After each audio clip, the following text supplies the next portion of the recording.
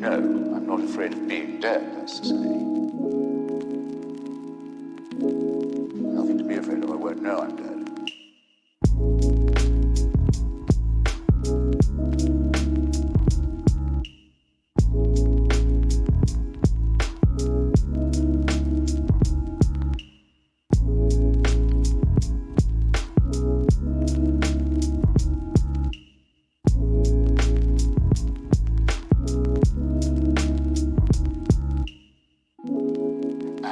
If I find that I'm alive in any way at all, well, that'll be a pleasant surprise. I quite like surprises.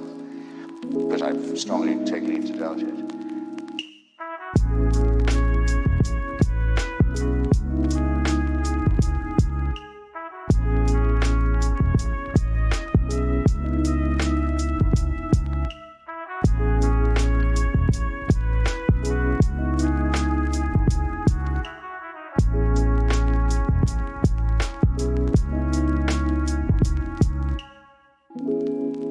One can't live without fear. It's a question of what is your attitude towards fear. I didn't pick this fight, but now I'm in it. I'd like to give it my best shot.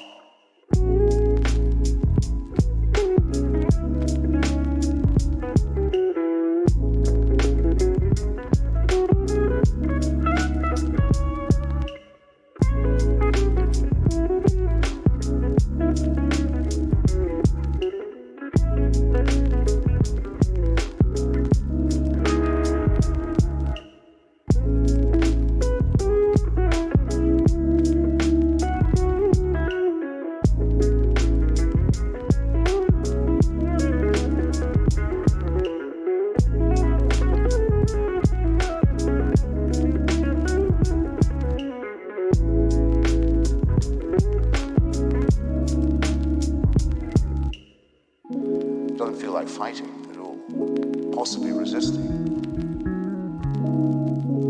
No, you feel as if you're drowning in passivity.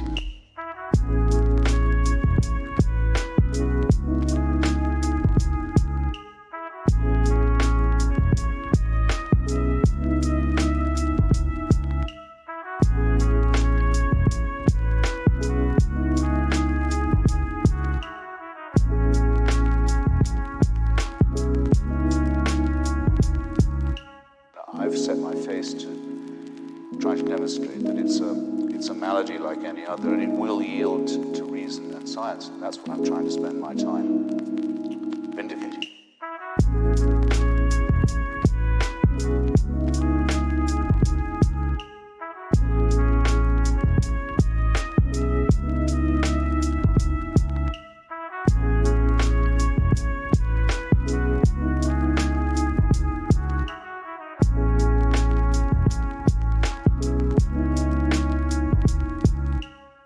Putting myself on the side of those men of medicine and science and reason who are trying to reduce it to something that is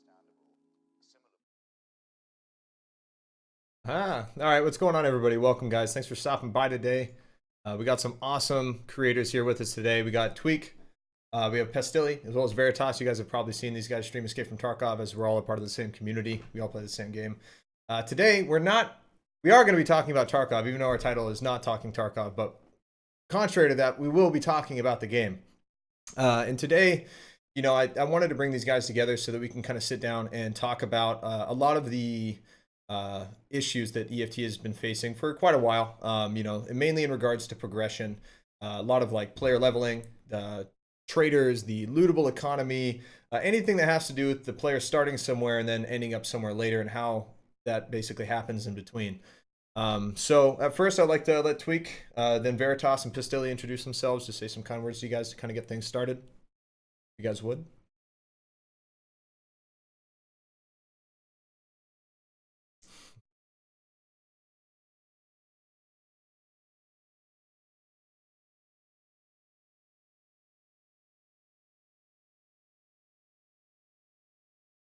No audio. No?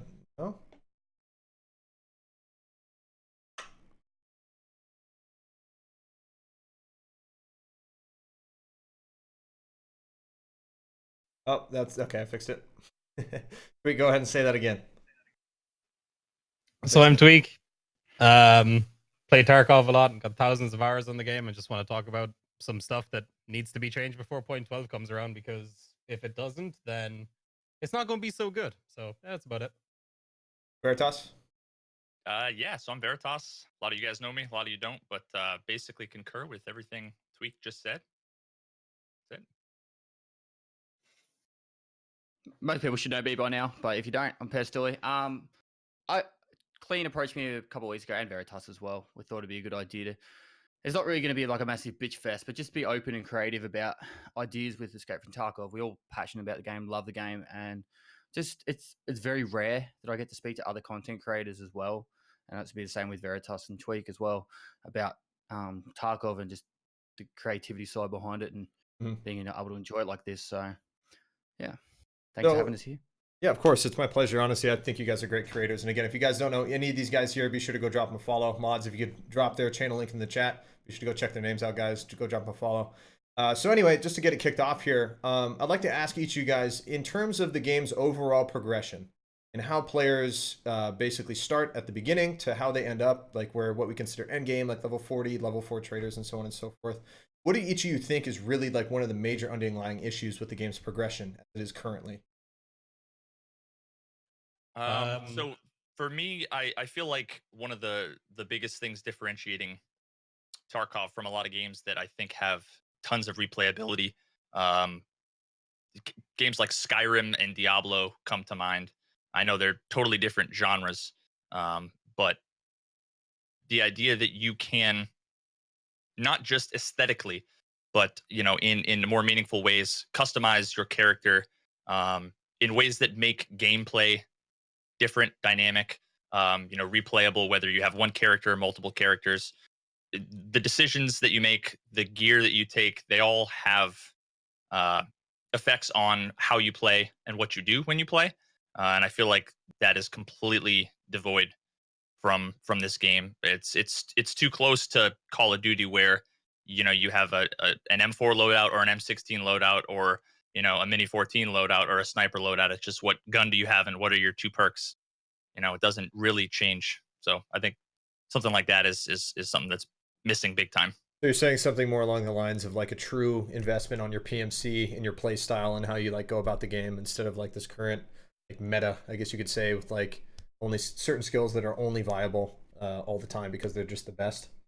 Yeah, I mean, you pick up a level 50 character in this game, and it's the same as every single level 50 character in every other PMC has. Mhm. Whereas if I were to jump in Diablo or Skyrim and pick it up, it would be a completely different game, because there's different builds, there's different loadouts, there's different, you've done different quest lines, you have different Mhm. factions. There's just so many elements to it that make it dynamic. There's literally one way to play Tarkov: do all the quests, kill everybody, and max out the traders. Absolutely.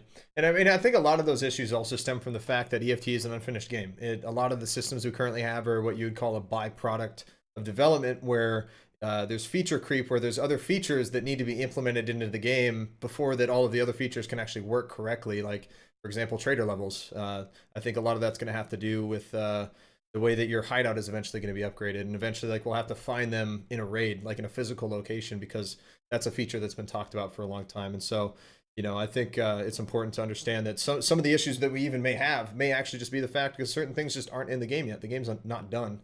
And so that's just kind of the way things can be when things are just like settled after a patch is out and it's still missing critical features that would complement the overall gameplay. I mean, I think it comes down. Okay, you go. No, go ahead, man. Go ahead. So I think it's interesting because it is a first-person shooter survival. It's meant to be open world eventually, and it's got a lot of elements coming to it. So small changes in one field will actually make big changes overall. There'll be a big ripple effect. So I know we've spoken about in the past, Clean. You said that as you level up, you should be able to specialize in different passives, for example. It's all good ideas. I think it's just a very difficult one, because how do you make it so it doesn't become too extreme? Like, you know what I mean? Like, if you're going to, if I'm going to specialize in, say, assault rifles, and I'm going to be like the best M4 carrier operator going around, then what happens if I want to go use pistols? I can't just reset my account and start again. Yeah. So unless they're going to make it so there's multiple characters, it's really difficult. Sorry. Hold on. Pooch. So it's really difficult to be able to go down that path where it's like, I want to specialize as well. I like the idea that you can specialize in certain things over time and eventually be mastery in everything. Like, they've got the mastery skills already.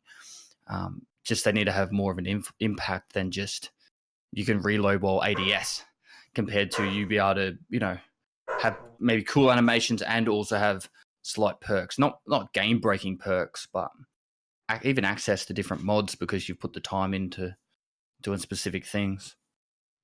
I mean, it's kind of why, they nerfed all the soft skill progression a couple of patches ago. Whereas, remember before, you used to actually be able to get 51 strength and 51 endurance, and then your recoil control as well. Like, I think people forget like just how overpowered that stuff was, and everybody's saying, "Oh, we want this back.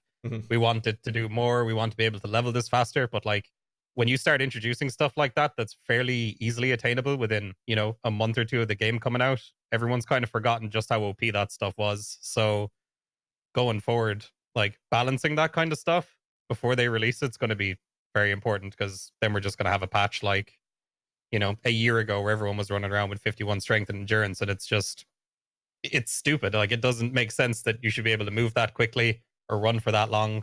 No, I mean, again, like, there's also so many things that aren't implemented, like the fact that it doesn't matter how much we have on our inventory. Like, we could be carrying 90 kilograms of gear, it doesn't affect how fast we move, or like how low our energy drains, or how quickly our hydration depletes, or our general overall movement speed and stamina drain. You know what I mean?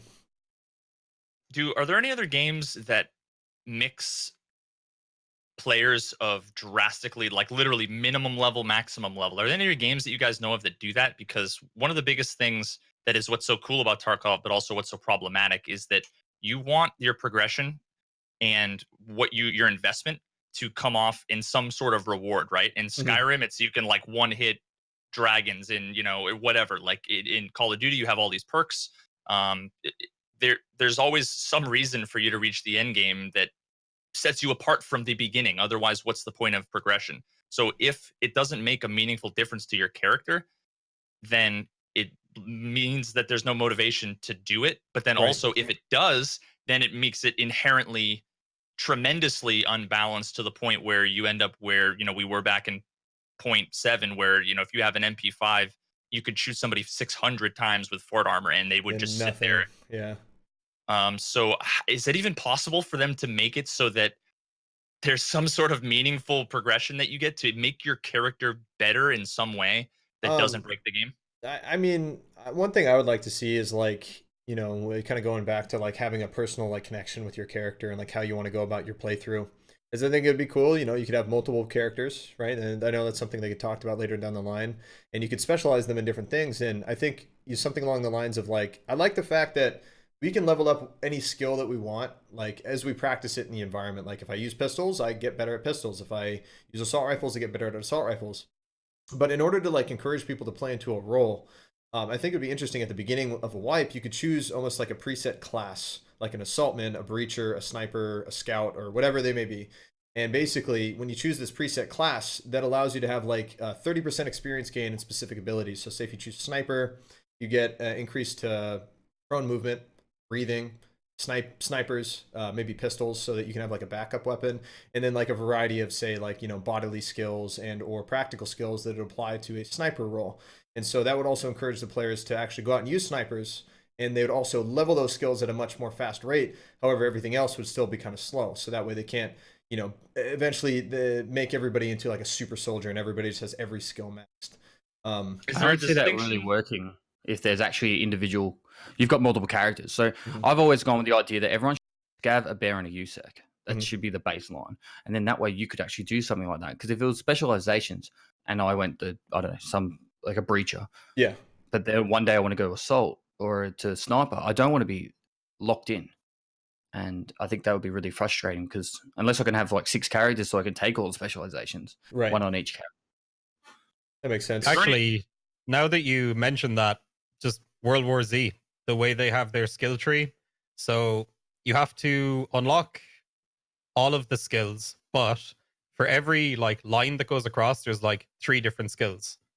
So if you had a system by which you could potentially like level up certain things in order to unlock that kind of stuff in your skill tree, once you have all that kind of stuff done, so you could get on one day and be like, okay, instead of running, you know, this, and then pick like 2 major perks, you could be like, oh, I'm going to take these instead. And then it could like completely impact the way you play the game, depending on what you want to do that day. And even just something like that could be enough depth to like keep people interested right now. Because I know a lot of people are losing interest because, you know, nothing's really changed this patch. Like we knew that was going to be the case, but you know, upcoming features for point 12 and beyond, like that could be something that, you know, a lot of people could really be interested in. Yeah, I think Payday 2 had a feature like that too. You could just kind of like work within a specific role, and you could level them up, and then you could just switch in between them freely depending on how much you've progressed in those specific roles. And so you could potentially max like 4 different classes. They all do different things, but you can only be one of them at any given time. But that still allows the players to choose multiple different roles and progress in those roles, and then use them whenever they feel like they need to. Do you think that there are some skills that could level up and make a big difference in gameplay, but not necessarily in the core balance of combat? Like, let's say everybody has the same health, everybody has the same resistance to bullets, and you know, the gear you have can obviously differentiate you. But like, you might have one guy in fort armor that is super fast and can aim down sights really fast, and you have another guy that maybe is a little bit slower, but you know, maybe he can, I don't know, breach doors in some different way, like things that make the gameplay dynamic and interesting and rewarding for leveling, and not and not punishing for, you know, it's not impossible as a level 1 character to kill a level 60 character. I don't know, it's kind of hard to say. I mean, like, again, it kind of comes back to the thing like you said, like a level 1 versus a level 60. Like, you know, EFT is supposed to be a simulation. It's supposed to be that anything can happen in battle, and then you have these experienced war-hardened vets, and then you have like these Kepkas, how they pronounce them. It's basically Russian for a cap or a baseball cap, which means Bambi. And you know, like those guys are gonna have most, and they should be able to shoot you in the face and kill you. You know what I mean? But I think a lot of it should come down to like, you know, a lot of the more practical stuff like lockpicking or like being able to move quietly through bushes, or you know, just like being able to carry more stuff. Like, you know, you got a guy who has a really high level strength, and say there's a feature that's implemented where, you know, a strong guy versus a heavy guy. The strong guy is obviously going to be able to carry loot faster because, you know, your overall weight affects your movement speed, and that would be a difference between like levels. It could actually affect gameplay. So, you know, the guy who's played longer, he's going to be able to carry more gear and move faster. While if you had that same kit on, you'd be moving pretty slow. There was a guy Could who also- actually got bugged out where he had max skills, max every skill in the game.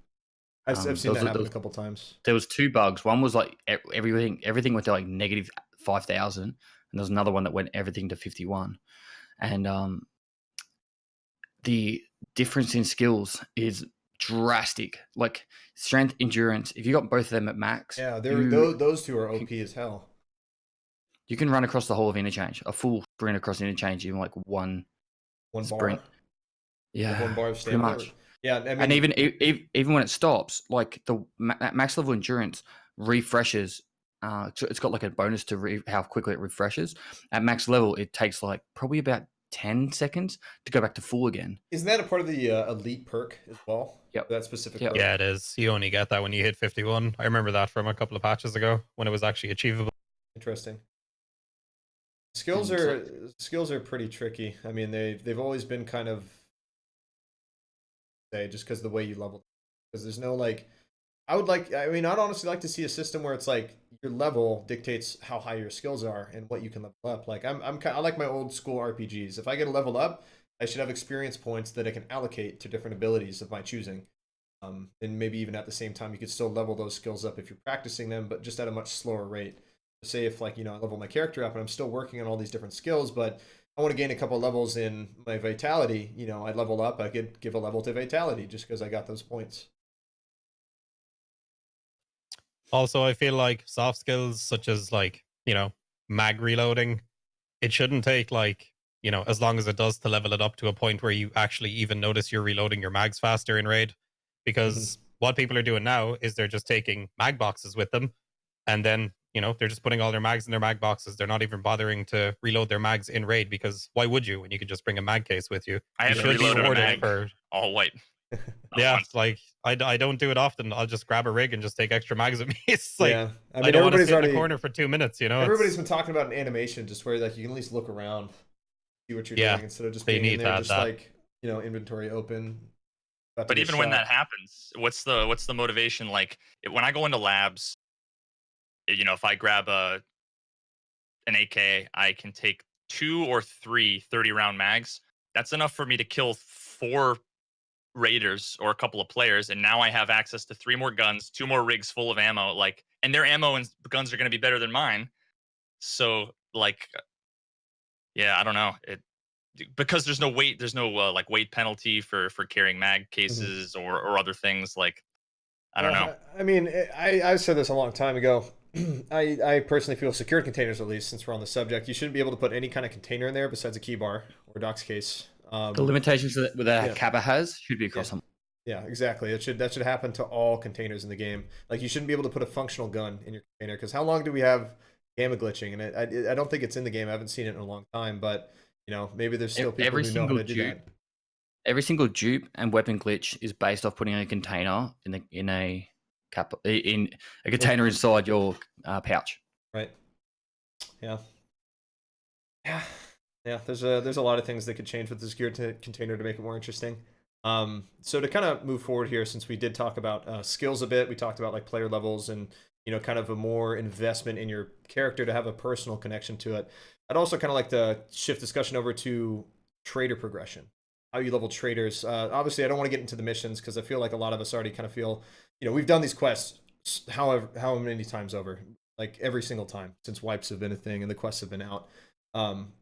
What do you guys think are the problems with the traders and the things that are going well with the traders in terms of like overall progression in the game? Just because we finished talking about the whole soft skill system, I feel like why not have this as an extra incentive for players to actually do their tasks? Because there's a lot of people out there that don't even bother doing their tasks. They just don't care. You know, they'll do the first few, then their traders are maxed, and then why would you bother doing the rest of them bar unlocking a couple of attachments or something? Why not have it so that the quests that you get into later on in the game, you can start gaining soft skill XP? So each different trader might have a different choice of soft skills. You can get it from, I don't know, let's say Propor, it's like, oh, you can get strength or endurance. From Therapist, you can get health, stress resistance. From Skier, you can get, recoil control or something else. And, because like other than just leveling it in game, because I feel like nobody goes into game like specifically saying, I want to level this soft skill today. It would give you more of an incentive to train them. It would give you more of an incentive to actually do all your tasks. I actually kind of like that. It makes me think of the sniper quest. Like, what if you get sniper level 7, you level it up, then you can choose either level your sniper skill to like 10, or get added like 5 levels or something, or maybe you can choose another perk like something I don't know, like prone movement or breath holding, something like that, and it can kind of depend on the quest. I think that's actually a pretty good idea.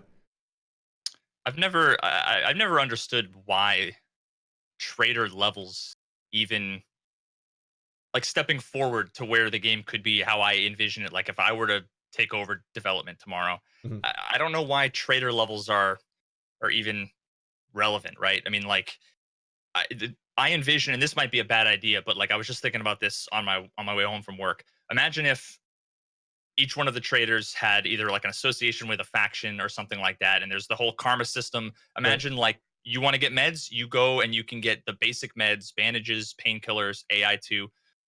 If you want to get armor, you can get armor from the like North American, NATO kind of stuff, or you can get the Russian stuff depending on, if you kill more bears or if you kill more scavs or whatever. There's this whole multi-dimensional karma system, and that But affects what's available to buy and sell from the traders.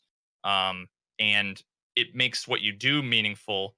And then it means that all the gear that you find in raids in the flea market is actually meaningful, because right now it really isn't. It's just a way to get Level shit up that and get your traders yeah, access.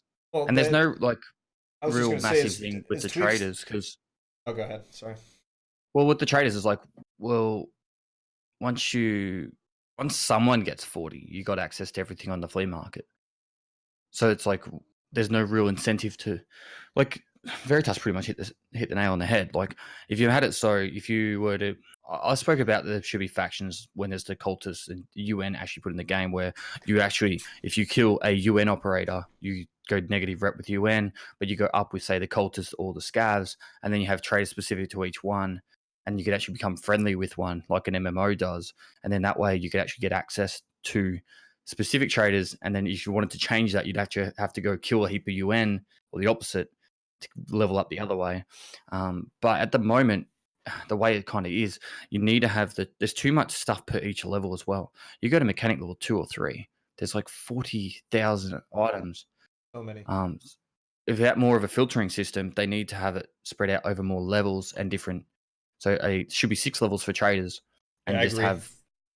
And it means looting is useless, right? Like once you get to level 40 or 50, other than a couple of things like Bitcoin or like a LEDX, you're not searching pockets, you're Yeah. not searching filing cabinets. It's completely irrelevant. But if that's the only place where you can get those things, then that means that the supply is going to be much less, which means if you find them, it's either really cool because you get to use them and there's intrinsic value to you using it, Mhm. or it's rare and you get to sell it and then you get to make money. Everybody complains that like if the supply goes down, well, then that means the prices are going to go up. Well, yeah. And if you're the one collecting the stuff because you're the better player and you're able to survive with the good stuff, that means that you profit.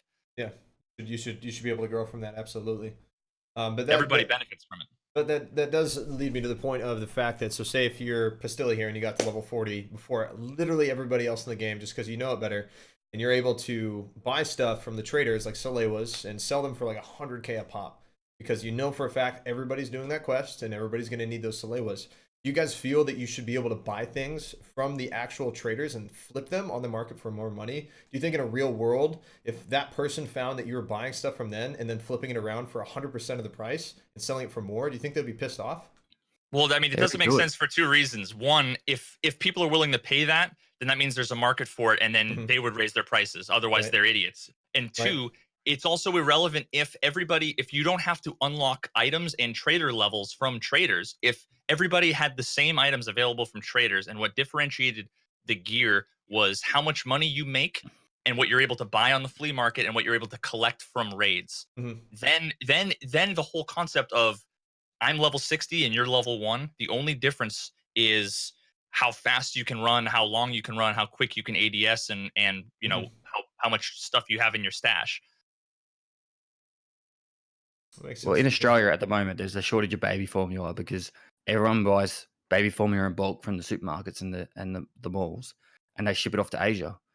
Like it actually really happens in real life as well. Really? So yeah, so it's not where I got the idea. I got the idea because it's just common sense. But it's one of the things. You implement a system like a flea market where there's an unlimited supply to traders every X amount of hours, and we have access to that unlimited supply. It's not like Propor goes, shit, there's less shipments of ammo this month, you know, because the manufacturers and the factories can't keep up with demand. Like maybe, I don't know. You could make it that if everything's getting bought out, either the price raise like it was, which a dynamic flea market, which was manipulatable. That's not a word, but anyway. And then there's the other option where it's you reduce the amount that can be replenished every reset, which is also a troubling thing because there's not enough loot in raid for us to actually go hunt it down. Right. And so the thing, because I've been, talking to my stream about this for the past couple of weeks, and what I envision what would be probably the best thing for everybody involved, including the experienced players versus people who are new, is a complete revision of the traders to support more of a barter-based economy that doesn't incentivize the players just to have money to get everything that you need, but instead have to go out into raid to find objects that will eventually have value at the trader. So say, for example, we'll use high-level ammo. So like, if it was up to me, any ammo that has 45 pen or higher, it will save in just 40 pen, because 40 pen is still quite a lot. That'll go through level 4 armor 90% of the time on the first shot. Any ammo that has over 40 pen, I feel should be limited to max level traders for barter only per box of 30 rounds, or you can find it in the raid. However, what you can do is that, say another trader, say you have your barter box for BS rounds at Prapper. However, if you trade BS rounds to Peacekeeper, you can actually trade 10 of those rounds for a specific item, or maybe even different ammo, or even armor. Or you can choose to flip that around and sell it on the flea market. And that way it kind of triangulates to the point where when a player finds an item in a raid, or they get it for barter at a trader, they have multiple choices that can go through their head when they see that. They think, I can use this ammo and shoot people with it because it's really good. I can sell this on the flea market to get extra cash, or I can actually trade it to get another item at a trader that I can't get anywhere else. And I think kind of putting like these little triangles inside different loot items could be pretty fun. Like say, for example, a lot of food. I think a lot of food items should eventually become like minor stimulants. So like if you eat Tushonka, you get 5 levels of strength, and it helps boost your metabolism. And the higher your metabolism skill, the more levels you'll get from using that item, and you'll actually have the duration last longer. So metabolism could actually have a legitimate effect in the game, and maybe even like reduce the amount of negative effects from stimulants.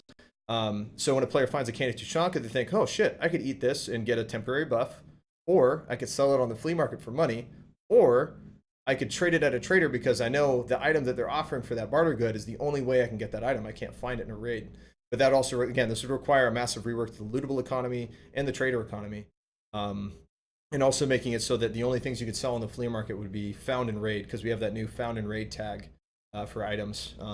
Because again, for me personally, I feel that you shouldn't be able to buy stuff from a trader and flip it on the flea market, just because it's just kind of exploitive. I think you should be able to do it to a certain degree. Like, I think if you barter an item from a trader, you should be able to sell that in the flea market. But outright just buying like a lot of stock of something and then selling it somewhere else, I feel is just kind of it's not really constructive for the overall progression of the game. But that is just my opinion. What would happen to the game if Therapist had 3 med items, like the basics, and one of every case, and you could buy an MP5 and an M4 from Peacekeeper, and you could buy an AK-47 and an AK-74 from Prapor, and you could get a few of the armors and some comtacts. But like now there's no, and they were unlimited, and there's no concept of trader resets or trader levels.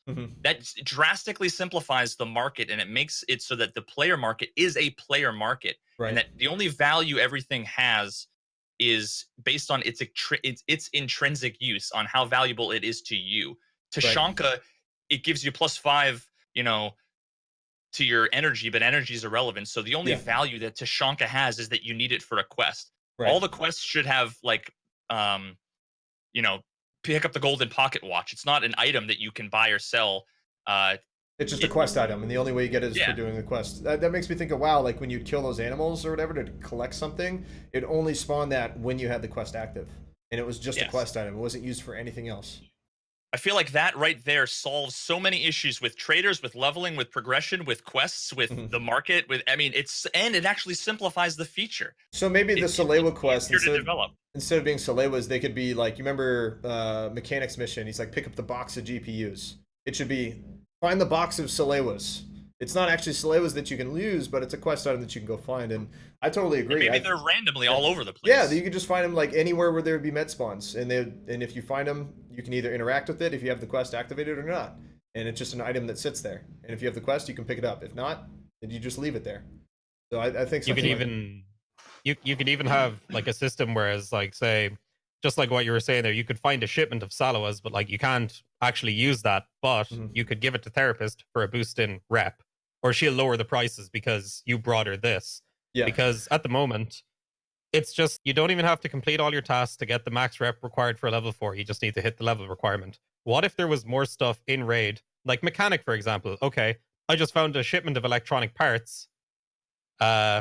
Brilliant. It takes up, maybe, I don't know, 6 to 8 spaces in my bag. It's like, okay, do I want to take all of this gear here that's worth more? Do I want to take these other items because they're worth more? Or do I want to take this out and get an overall like lowering in his prices and further on my rep with him? They could even make it so that you have to find certain things to even advance his quest line, because right now you're able to just get through all that stuff just way too fast, I think, anyway. I think with the opportunity of like this wipe, it's probably going to be a slightly shorter one if 0.12 goes whatever schedule they've got. So let's say 3 months. This would have been the perfect opportunity to try something a little bit more drastic. I know they've done an overhaul on the task, which is pretty drastic for a lot of people, but like maybe if they would have just made it flea market was loot only for this wipe, it would have been a really good test period, 3 months to go, how would the flea market and how would the play base react if the only things you could sell on the flea market was looted from in-game? And that would even make just finding weapon mods really good in raid. You'd actually search weapon crates because that might be needed for a gunsmith task, and so then that would go up on the flea market. Like obviously people will still do trading between their mates or maybe on Discord, which take that's it in fine. a factory raid or whatever. Yeah, but you're still risking. I think that's totally fair because you're still risking it. I'm sure all But of it's us. also a community as well. Yeah, I mean, all of us have ran into people on factory trading and you killed them and take their item cases and shit. It's like, well, you risked it. But if you want to kind of cheat the system that way, you still have to. There's still a slight bit of risk involved. One thing I was kind of impressed with, we did this the other night just to see if it was possible. So that one mechanic task where he has you go find the what are they called, the ROFDM things and the vertex that you can pretty much only find on labs. I had a buddy of mine snipe my queue, so he wasn't in my I didn't invite him to the game. He came in with all that stuff in his bag. It turns out that now the find and raid thing doesn't apply unless you find it where it specifically spawns on certain maps, which I think that's good, because then that gives you incentive to go and do labs, even though it took me 9 hours to find vertex, but whatever, it's fine. But like small changes like that, people don't think have like a huge impact, but it really does. Like it slows you down a lot, and I think the slower they make it and the smaller minor changes they make like that, the better going forward. And I think go ahead, Veritas. I was gonna say, I had mentioned, I don't think I was the original person that came up with this idea. In fact, I highly doubt I was. But when I had made that video about the quest stuff at the end of last wipe, I had mentioned basically what was essentially find and raid, but it was to solve the problem of the idea that the quest didn't make any sense. How in the first quest of the game debut, how he says, I want you to kill scavs, and to prove it to me, bring me back their shotguns. but you don't have to bring back their shotguns, and you might kill scavs that don't have shotguns. Like there's so many layers of that didn't make sense, that I feel like the whole found in raid,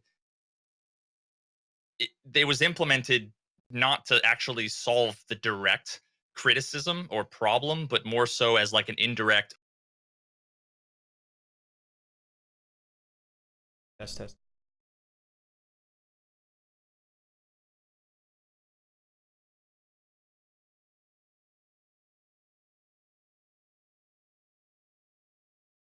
Sorry, I had to restart my Discord real quick.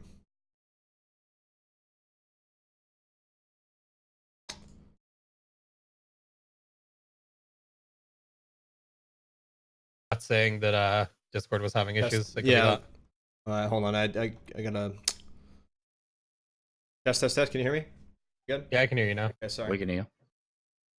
I said something super intelligent and witty, comical. Clap Now, for Veritas, since- guys. He's a genius. I said, should I repeat what I said? Or? Yeah, please do. Sorry about that. Yeah. So we just didn't hear the end of what I said. I forget what it was that I said at the end, and I don't want to repeat the whole damn thing. So, rip. About the shotguns being found in game. Right. So like the whole point about why I basically said that with debut, it didn't make sense that he wanted you to kill scavs and then prove that you killed them by bringing him shotguns. It's such a roundabout way, because you could get shotguns from elsewhere, and also the scavs have other guns, so you can kill a bunch of scavs. Like I said, it just doesn't make sense from multiple levels. And the answer to that was, we'll make it so that you have to find it in raid, that not that you can buy it and immediately turn it in. Again, the whole find and raid thing was a kind of a band-aid, where I just feel like there's less roundabout ways to solve these problems. Just like, the progression system, getting rid of the trader levels, and the found and raid, all the BS around that. The bugs that were caused by you finding them before, and then they had find and raid and you didn't get credit for the old things. It's like, if they were things that you could only pick up while you're doing the quest, like the gold watch, then it becomes irrelevant. Yeah. And it's easier to build and easier to comprehend. I honestly, I'm on the same page as you. Like, I think like, instead of it being shotguns, you could find, hey, these scavs have a shipment of shotguns, and it's like a little fucking, like a wooden crate or something. It looks like it would hold guns, and you just pick that up, and it would actually go in your inventory though. Like, you'd actually have to put it in your backpack, and if another player saw that on you, like, they could either take it for their own quest, or they just, no, it's a quest item. I can't use this. Big deal. You want me to prove that I killed a scav? Let me buy one of those cameras. Let me put it up. Let me put it up over by the construction, and then after you plant it, then kill them within a radius, and then extract. Now I just proved it, right? Like, if that's the reason, make it so that the freaking things that you get in the game and the things you do matter. Right. Don't just stitch shit together like you're making the quest with Mad Libs, right? Go to location, collect item, kill specific enemy with specific loadout, using specific gun during specific time. That's every quest now. It's an empty Mad Libs. Yeah, no, I agree. I mean, they really dropped the ball, like, a lot. Like, shoot the scav in the leg with a shotgun between midnight and 1 a.m. like on a full moon or some shit. It's like, what are you thinking? It's like, if these are not main missions, like, that sounds like that should be a daily challenge, is what it honestly sounds like. Like, that's what that seems like. I still don't see why we don't have daily and weekly challenges in game. Like, it doesn't even have to be for, like, a shit ton of rubles, but like, it would be something like play you want me to use this gun with this something. gear? Yeah, like, you want me to do it with this specific gun? That's going to be kind of hard, but fuck it, let's go try and do it. And then, maybe as a reward, you get soft skill XP, or you get, a little boosted trader rep, or they'll give you like a couple of guns for your trouble or something like that. Like, there's so much stuff that they could do to just really expand on the current gameplay model they have right now, because I don't see like, right daily now and it's weekly getting a bit challenges stale, as something they should be doing for us. I see it as something they should be doing to test. So, for example, like this, you have a daily, weekly, and monthly. A daily task that can see how quickly or how many people, the player base that are actively playing, can complete this task in a day, and then they can think of a creative task for us to do. Then the weekly the same, and the monthly the same, and go, okay, so that task took only 5% of the active player base completed the monthly task because we made it too hard, and there was like, you know, you had to do a backflip McTwist to get the fucking shot in the leg. You know what I mean? So, and they could use these ways to gauge how to actually task stuff in the future. So when they do release the main storyline or future tasks, they can actually use this that as a platform. I think everything they should be doing right now is either should be testing for the end game when they actually finish it, or just a trial and error kind of thing. So that way, instead of us just being like, oh, we're playing the game, we're happy or we're not, it doesn't really matter if we are, because they can use it as feedback. No, I think that makes a lot of sense. It's like active testing, basically. I mean, but then again, like, we are the active testers, but we keep running into these same issues that we keep complaining about every single wipe.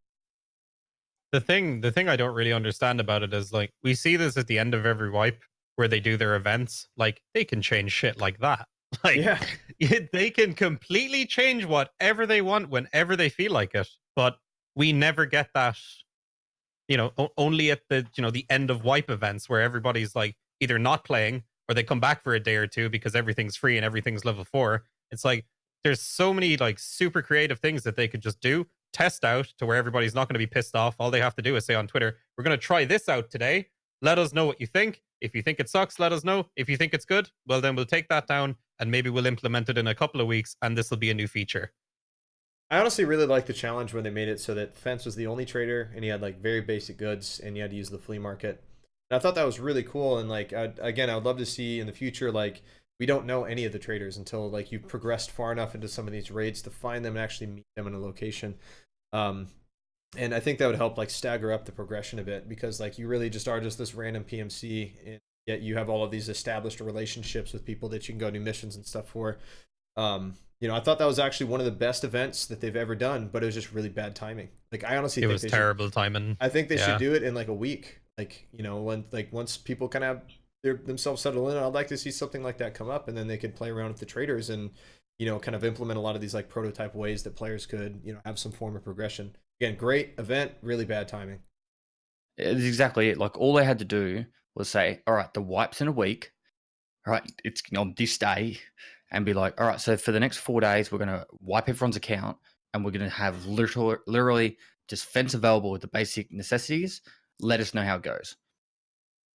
And then that way they see. I mean, I think what would really happen from that, though, is the results would actually end up showing that the lootable economy in EFT, in other words, what we find in every single raid, absolutely sucks. Besides what's in the specific high-value loot spots. And I'd actually kind of like to start bowling into the, like, actually what we find in a raid. We talked about like quest items and how we find them in a raid, and tagged in raid items that we find now.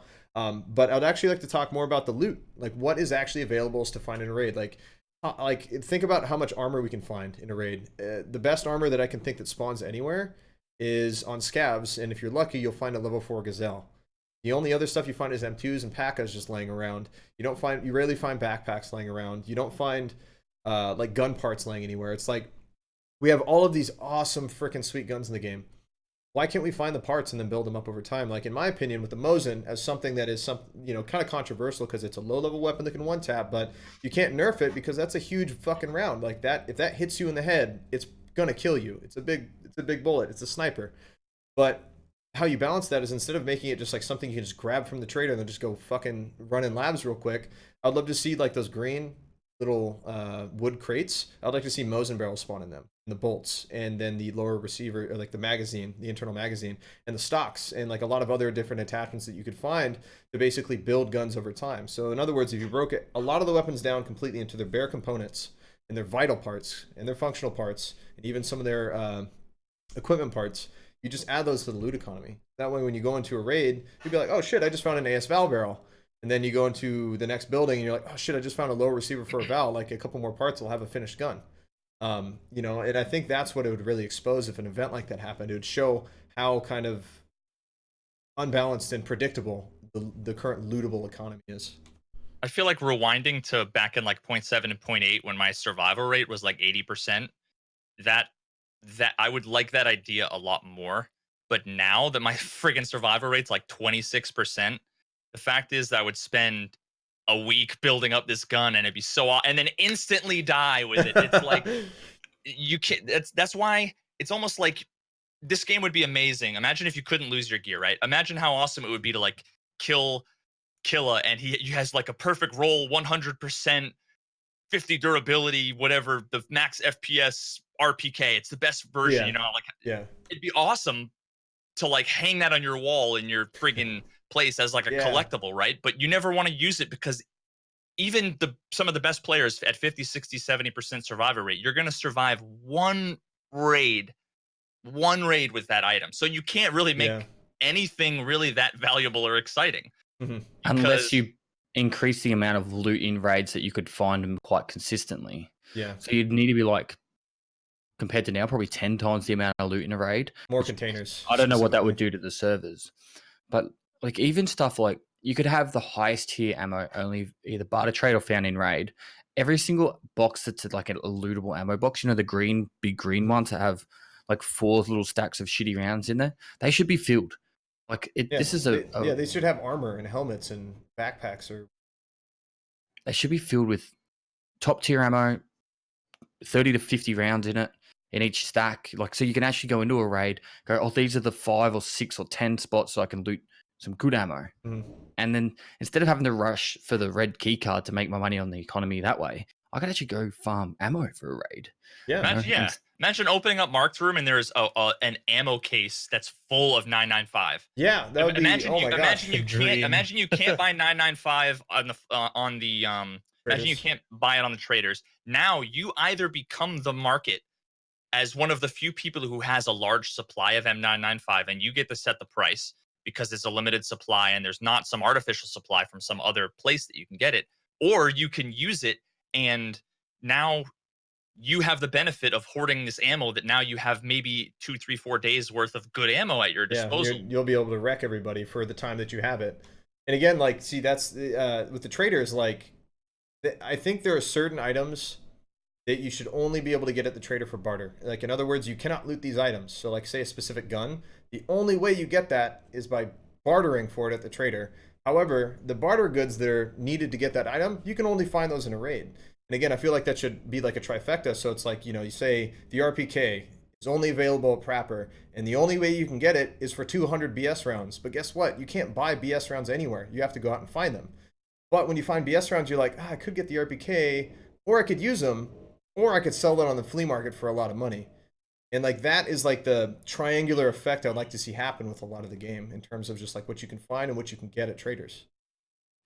The think- sooner they move Sorry, John. away, the sooner that they move away from the flea market not being the place to like, because right now, like, who goes to the flea market and buys, you know, all their attachments, all their guns, all their ammo? Nobody does that. You're going to buy them from the traders.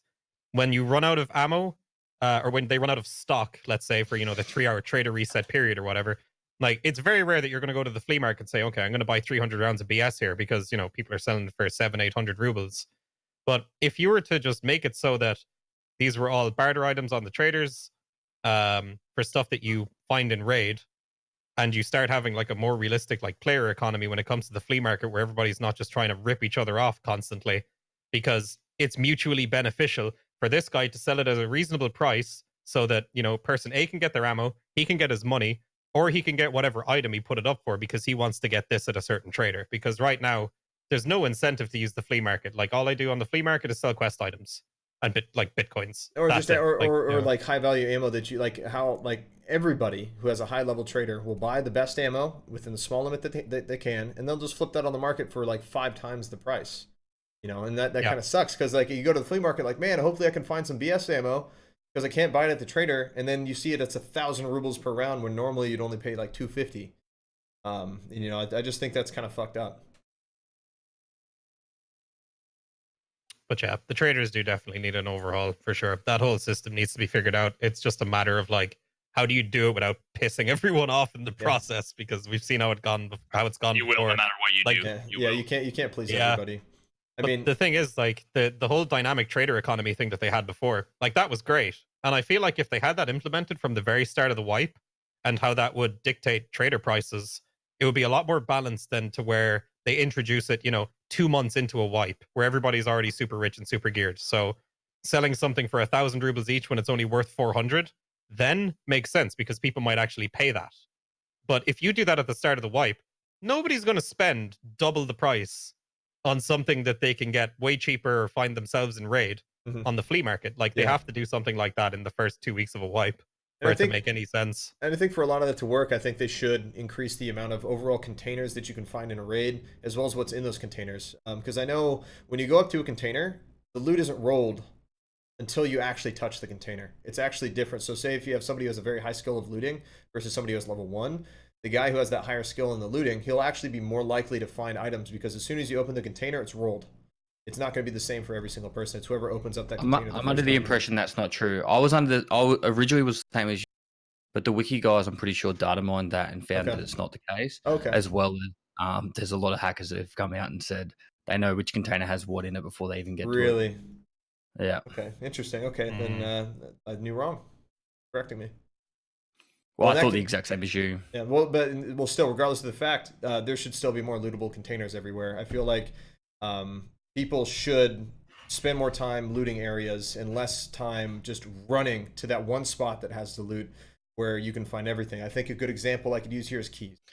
I feel like every valuable key that is not for a mission, not for a quest, but is just a valuable loot key and there's good items in there, those should be able to be spawned in scat pockets, backpacks, jackets, filing cabinets, and duffel bags across all of the maps. Think about like, why would anybody spend any time looting those jackets and duffel bags on custom dorms? There's quite a lot of them in the dorm, but they'd never spend that time doing that. However, now if you know that that was the only place where you could potentially find a very valuable key, you would probably divert your traffic in that raid to go to that spot and search those locations. So basically, it would essentially turn lootable areas that were essentially useless and no players would ever go to them are now extremely highly valued, and people would actually start going to those areas. I think they've already started testing that. So the wiki guys were telling me that key cards could only be found in filing cabinets on Shoreline and Labs. I don't know how true this is, but so for example, they're the only place you could find it. And if they could start doing that more often, like Woods is the only place you can find something in duffel bags. And then people are like, shit, now I need to go to Woods to get, I don't know. No, I totally agree. I feel like it should be like that for everything, at least all the valuable keys, especially the key cards. And for me, I feel like the access key cards especially, it's like, why are you putting in those at the traders when those should be lootable throughout all of the maps in the game? So that way players are encouraged to play other maps and not just sit there, make money, camp the trader, buy your key card, and then go to labs and then do it over again. Because if you have a successful lab run, you can get up with like 600-700k rubles or more, even more than that if you have the arsenal key. The good thing about the lab key card being on Therapist, and I explained this to a lot of people on my stream, was now that there's 115k to go into labs, if you just want to buy it straight from Therapist, or if you wanted to get it from the flea market, there's taxes involved in people selling it, so there's money sinks in the game. If people are going into labs and they're dying and they've had to spend 115k, so if there is, I'm just going to go with 1,000. If there's 1,000 key cards sold per reset, and those people go into labs, die, and 1,000 people spend 115,000, you've now taken 115 million out of the, not 115 million. Yeah, it's 115 million out of the economy, just in a reset, just by buying these. Like, yeah, they might survive, they might not, but that's still a money sink in the game, which keeps loot important to us. You need keeps that. value of items, and if anything, it's how it should be. They need to have more money sinks in the game that take money out of the game, so our items are now more valuable to us, and we're not just sitting there with, there's always going to be that guy with 5 billion rubles and 50,000 euros, but the majority of us will feel that, ouch, we need to care more about our loot. Yeah, definitely. I mean, I saw Veritas go broke trying to play labs last night. Like, he had 60,000 rubles to his name. He's like, I'm selling everything in my stash to get a key card. And then I did 2 raids and had 1.5 million again. Yeah, but, like it just it flips like that. On the topic of the key cards, it's so funny to me that I don't know if anybody thought about it really for more than 2 seconds before they did it. But part of the reason why people complained about labs back in the day was that it was filled with hatchlings and pistolings, right? The only reason why hatchlings and pistolings are a problem, it's twofold. One, because they're not money sinks. They're just pulling cash in without pulling cash out of the economy, and they're getting rich with no risk. And two, those of us that are risking, we're going in and we're losing the immersive, fun PvP experience because we don't have anybody to kill other than the dumb AI, right? So what they did was they said, okay, we're going to make it so that it's expensive and you have to buy key cards. Cool, that's awesome. I'm willing to invest for the risk and reward, but now I go and I spend 115K. It's not filled with hatchlings or pistolings. It's filled with literally nobody. And the hatchlings and pistolings just buy the key card once every couple of hours and flip it. So they are making money without any risk and 0 time investment. They don't even have to hatchling. They just make the money. And I'm punished because it's my favorite map and I can only play it once. I can play it twice a day. If I play for 8 hours, I can go to labs twice a day. Otherwise, I need to spend 2x to fund the coward economy of selling everything on the flea market because they don't want to buy it. Again, do you think that goes back to making it so that you cannot sell items that you buy from the trader? Not even that. I think that you should be able to. I mean, imagine if they made it so that the labs key card was something you could buy from therapists, but there's no limit. So then there's nobody's ever going to sell it on the flea market unless you want to sell it for less than what you could get it for. So you're doing somebody a favor. If the traders won't buy it from you, then the only way you can sell a key card is by selling it at a discount under the trader price, which is what you do in the real world. And those of us who want to run labs all day long. What are you talking about? Tarkov is real life, dude. Come on. But I don't see how that doesn't instantly fix it for everybody. Make it so that there's no limit on the key cards. What could be bad from that? Is there anything?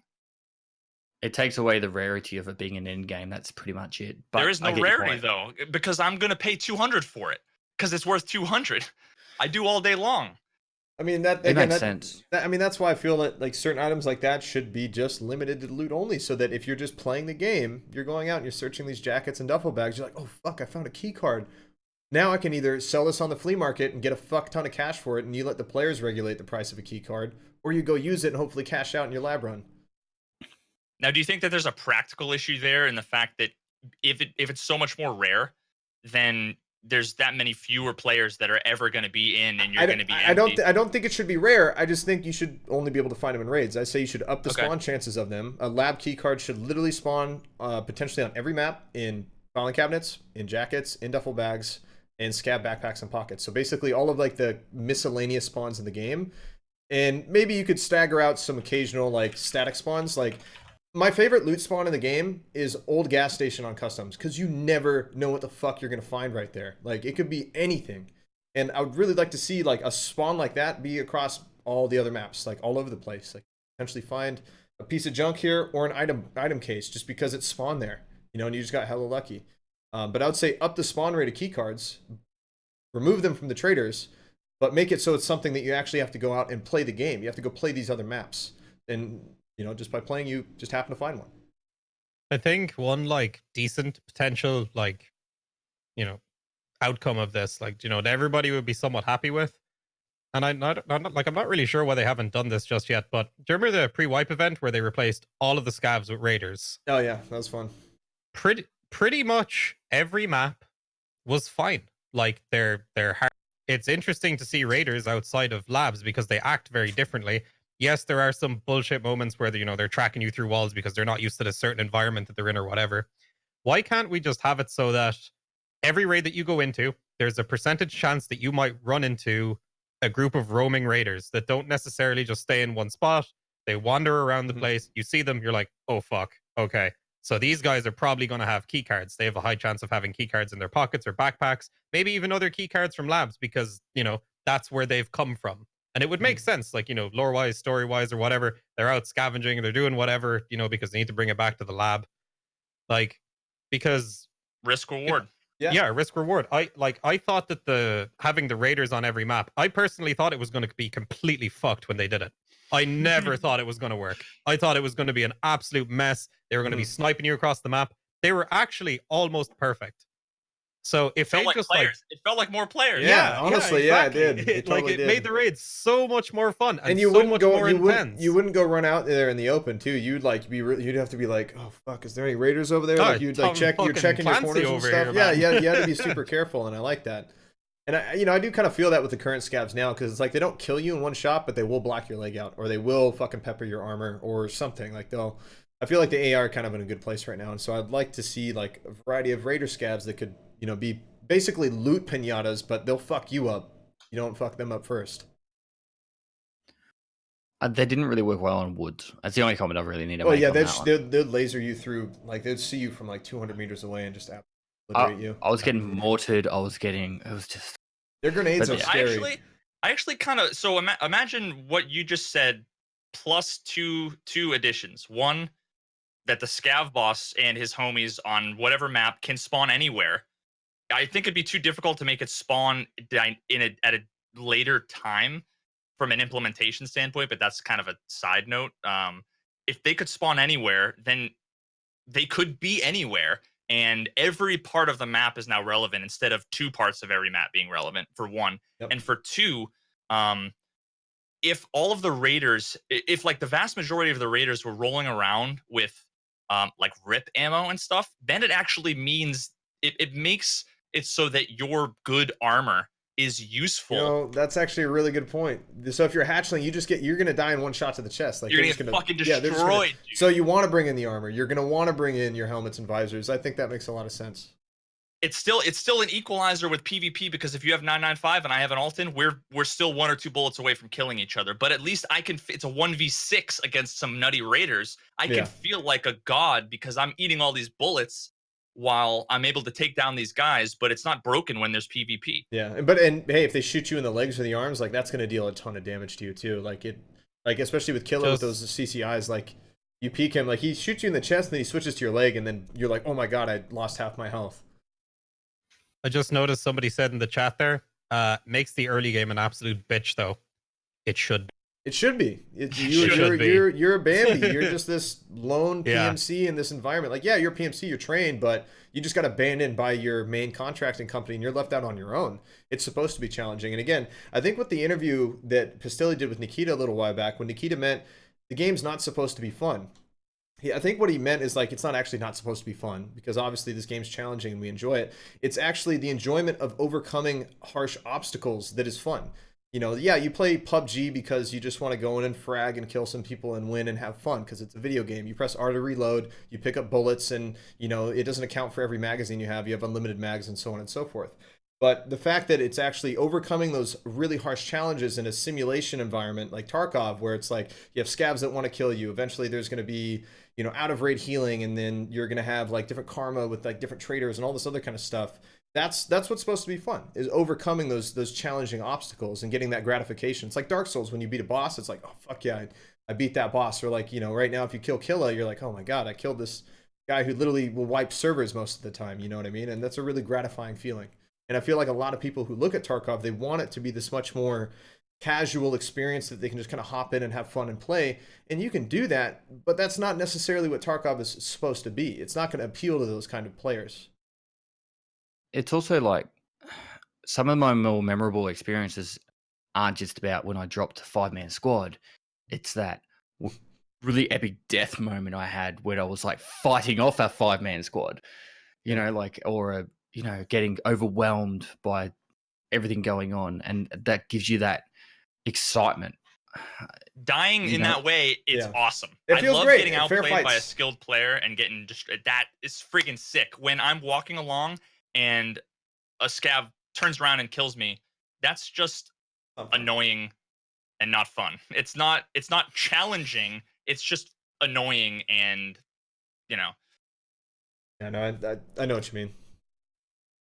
It's like CZ just said, killing 3 but then losing to the 4th is still a win, because you know you fucked up. You pissed, or just killing 1 or 2 of a squad and being like, those guys are pissed off because they're like, oh, Johnny, please throw my gear into a bush. And you're like, grab my Alton. My M4 has M995s. I don't want to lose it. and that's the stuff that makes this game really what it is. No, I totally agree. When EFT works, like 70% of the time that it does work, 75% of the time, it's fucking awesome. It's the best game. But when it breaks hard, and it's not fun. And you lose a lot of progression time. Like Veritas said, man, why would I want to go out and loot and build a gun, and then I finally build that gun and I go out and just get one tap by a Mosling, dude? You know, it sucks. But at the same time, that's also the game, and that's how these hardcore games are like DayZ. It's like you could be anywhere, somebody sees you and they're a good shot, they just snipe you and you're dead, and all your progress, all the time that you spent looting and doing this and that is now gone, and you have to restart. But at the same time, I feel like that's the excitement that drives this game a lot. Is that thrill. Like I have like 4,000 hours in this game, and when I get into a firefight where I know it's like me versus 2 or 3 other people, my heart starts racing every single time. It doesn't stop, and I'm not scared because I'm about to lose my gear. I'm just excited because I know that I can lose all my gear. It's like I could potentially lose this, and but that enjoyment is what I care about more than anything. It's just that thrill. I want that feeling back. I miss having that feeling because, like, Because you went and played these Apex. days- well, hey, come on now. Says the guy who entered the tournament for it. Get out of here. Like, you remember back, like, everybody remembers their first couple of months of Tarkov, where it's just like, your first 2-3 months, where you're like, oh my god, is that a fucking M4? What? I need to get out of here with this. Now it's like, oh, M4, I could probably sell that for 50k. I might mod it as well. Like, beginning of wipe, you find baby AK with BP rounds, you're just like, fuck yeah, dude, I'm gonna beat everybody. And then you find that later on, you're just like, it's fucking trash, dude. Who needs this? You know what I mean? My first highlight video, I'm looking at my stash at the end. It's like at the end of the 10-minute video, and I'm scrolling down. I'm like, yeah, baby, and it's TTs, SKSs, and Kivers, and I'm like, oh yeah. All this, you're just like, you're so excited because you work so hard to get that, and you risked like technically your life in the game to get all that stuff, and you succeeded, and that's very exciting. And I think a lot of the issue is the fact that, again, like we talked about, the character's progression itself in the skills. And we talked about the flea market a bit and the trader progression and stuff like that. I feel like a lot of this really stems from the fact that, like, when we get max level traders, when you get to that end game, everything's just there for you to grab for money, and it's really easy to get, and it takes away from that very exciting feeling to where, like, you finally manage to find this item, acquire it, and you really feel good about it, and that's when you kind of start to get that gear fear. I feel like the way the game is balanced right now, once you actually finally do everything, see everything, get level 40, get level 4 traders, that feeling is totally gone until the next wipe. It's completely irrelevant, and there's really not many things that you can actually find that will give you that same feeling back. And so I think, solid rework to the trader economy, the lootable economy, would really bring that back, and it would keep it coming back, weeks, months, even after a wipe. And this is why people like Deadly Slob and I go to a hardcore challenge. And once I finish all the tasks, my goal is purely just to stop playing my main account, go straight across to playing hardcore, because it gives you that worth of every item. And how you're saying you find an M4, well, in hardcore, finding an M4 is sick, but then you still got to get the ammo for it, and I have to search crates for it, and it gives me that thrill. And so it really touches on that point where, just because you got high level traders, it kind of, what's the word? It dilutes the excitement. Yeah, like, well, again, like, you can finally buy BP rounds at the trader. You're just like, hell yeah. And so when you find them in a raid, you're just like, meh, I'm not going to pick this up anymore because I can buy it for money. And, I feel like I think a simple thing that they could do to make looting items much more interesting is that they should add all of the ammo that's like level 40, like 40 pen and up, excluding like Mosin rounds and like M80s and stuff like that. Any like special AP ammo, I feel like that should be just loot only, barter only at max level trader.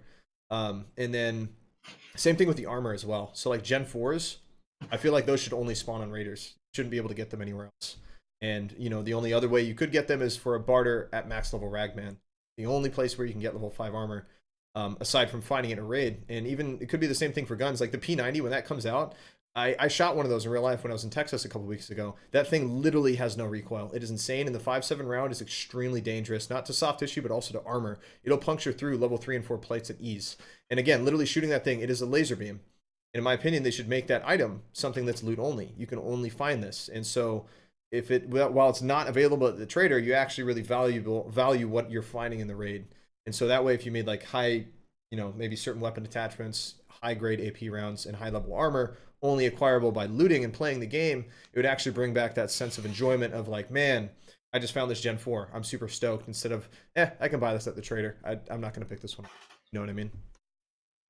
Just going back to Pestyly's point there real quick, just about the, playing it hardcore with your own, like, your self-set rules for the challenge, because I know there's a ton of people out there that do the hardcore challenge, obviously, Deadly, I've seen Markstrom do it.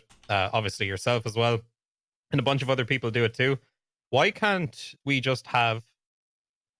You've got your scav, PMC, and then you could call it your, I don't know, fucking Lone Ranger, whatever the fuck you want to call it. You've just have another PMC.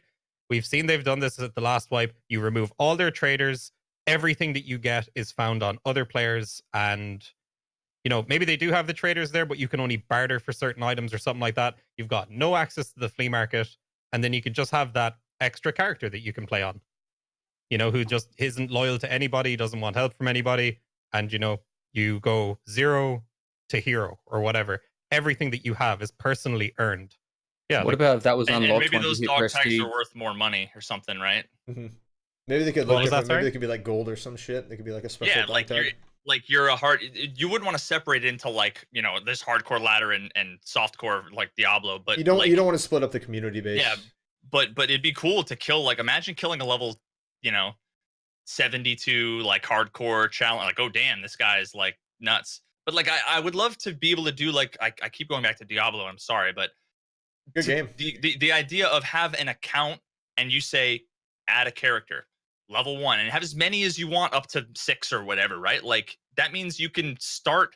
It's like Skyrim. When I play Skyrim, I got 10 friggin' builds going on at once, right? Like if there's a meaningful difference between, then you can play the game for 1,000 hours and they can not add any content and it's still playable. I can still play Diablo. I can still play Skyrim. There's not like there's been DLC for a decade. And it's still, I can put another 10,000 hours into the game. They need to figure out a way to make that happen in this game. You got more experience than us. What, from a development standpoint, I always ask this question, you throw it straight back at me, is like, how long's a piece of string? But I'm sure it's just a database kind of thing where it's like, you know how like you select Scav Bear, why can't it just be like a clone account? You know what I mean? Where it's I like, can't think of any like functional other than some crazy wacky tech debt. Like there's no functional reason why. I mean, we already have a scav and a PMC. I see no reason why you shouldn't be able to have one more PMC. It's just another character with another stash. It's no. I have 3 accounts. It's no different than my 3 accounts, except that I need 3 logins. It could literally be the same name too. Captcha 3 times. Yeah, it could literally be the same name, and that kind of goes into what like we were talking about earlier in the beginning, like having different specialties for your PMCs that can do different things. Like if you're going to do a quest and you're like, well, I think my sniper character will be better suited for this map, or you can, this is more close quarters like labs. I'll choose my guy who specializes in like breaching in close quarters. You know what I mean? because I've got 4 accounts now to be able to do all the stuff I do, and it's like, I don't believe people should have to go out there and buy a 2nd, 3rd, or 4th account to be able to just, they want to have a hardcore account and all that. Like it's, it's too agree. much. I agree. I mean, I personally have my standard account because I'm waiting till version 12 comes out. I'm going to start that wipe with the standard account because I just want to know what it's like to play as like everybody else that I recommend the standard account too, because I've been playing on EOD since I started. And I can't wait to actually upgrade my stash and actually see what that process is so that I can understand what it's like for a majority of the other people in the world who can't afford a $140 version of a game. See what the experience is like. Because right now, it's still pretty tough. It's easier now that there's containers, but I'm curious how much of a money sink and a time sink that upgrading a stash is actually.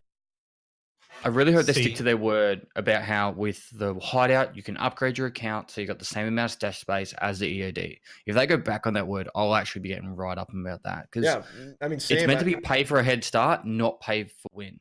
Yeah, and I totally agree. Stash space is definitely more pay to win at the moment than a head start. Isn't that hideouts though? Yes. Yeah. That's what I'm saying. I want them to stick to their word to say that as you upgrade your hideout, you have more stash space. Yeah, because in the past, they've always said, like before beta came out, oh, you can't buy EOD anymore because once beta comes out, it's going to be gone. Said that again for closed beta as well, or open beta or whatever.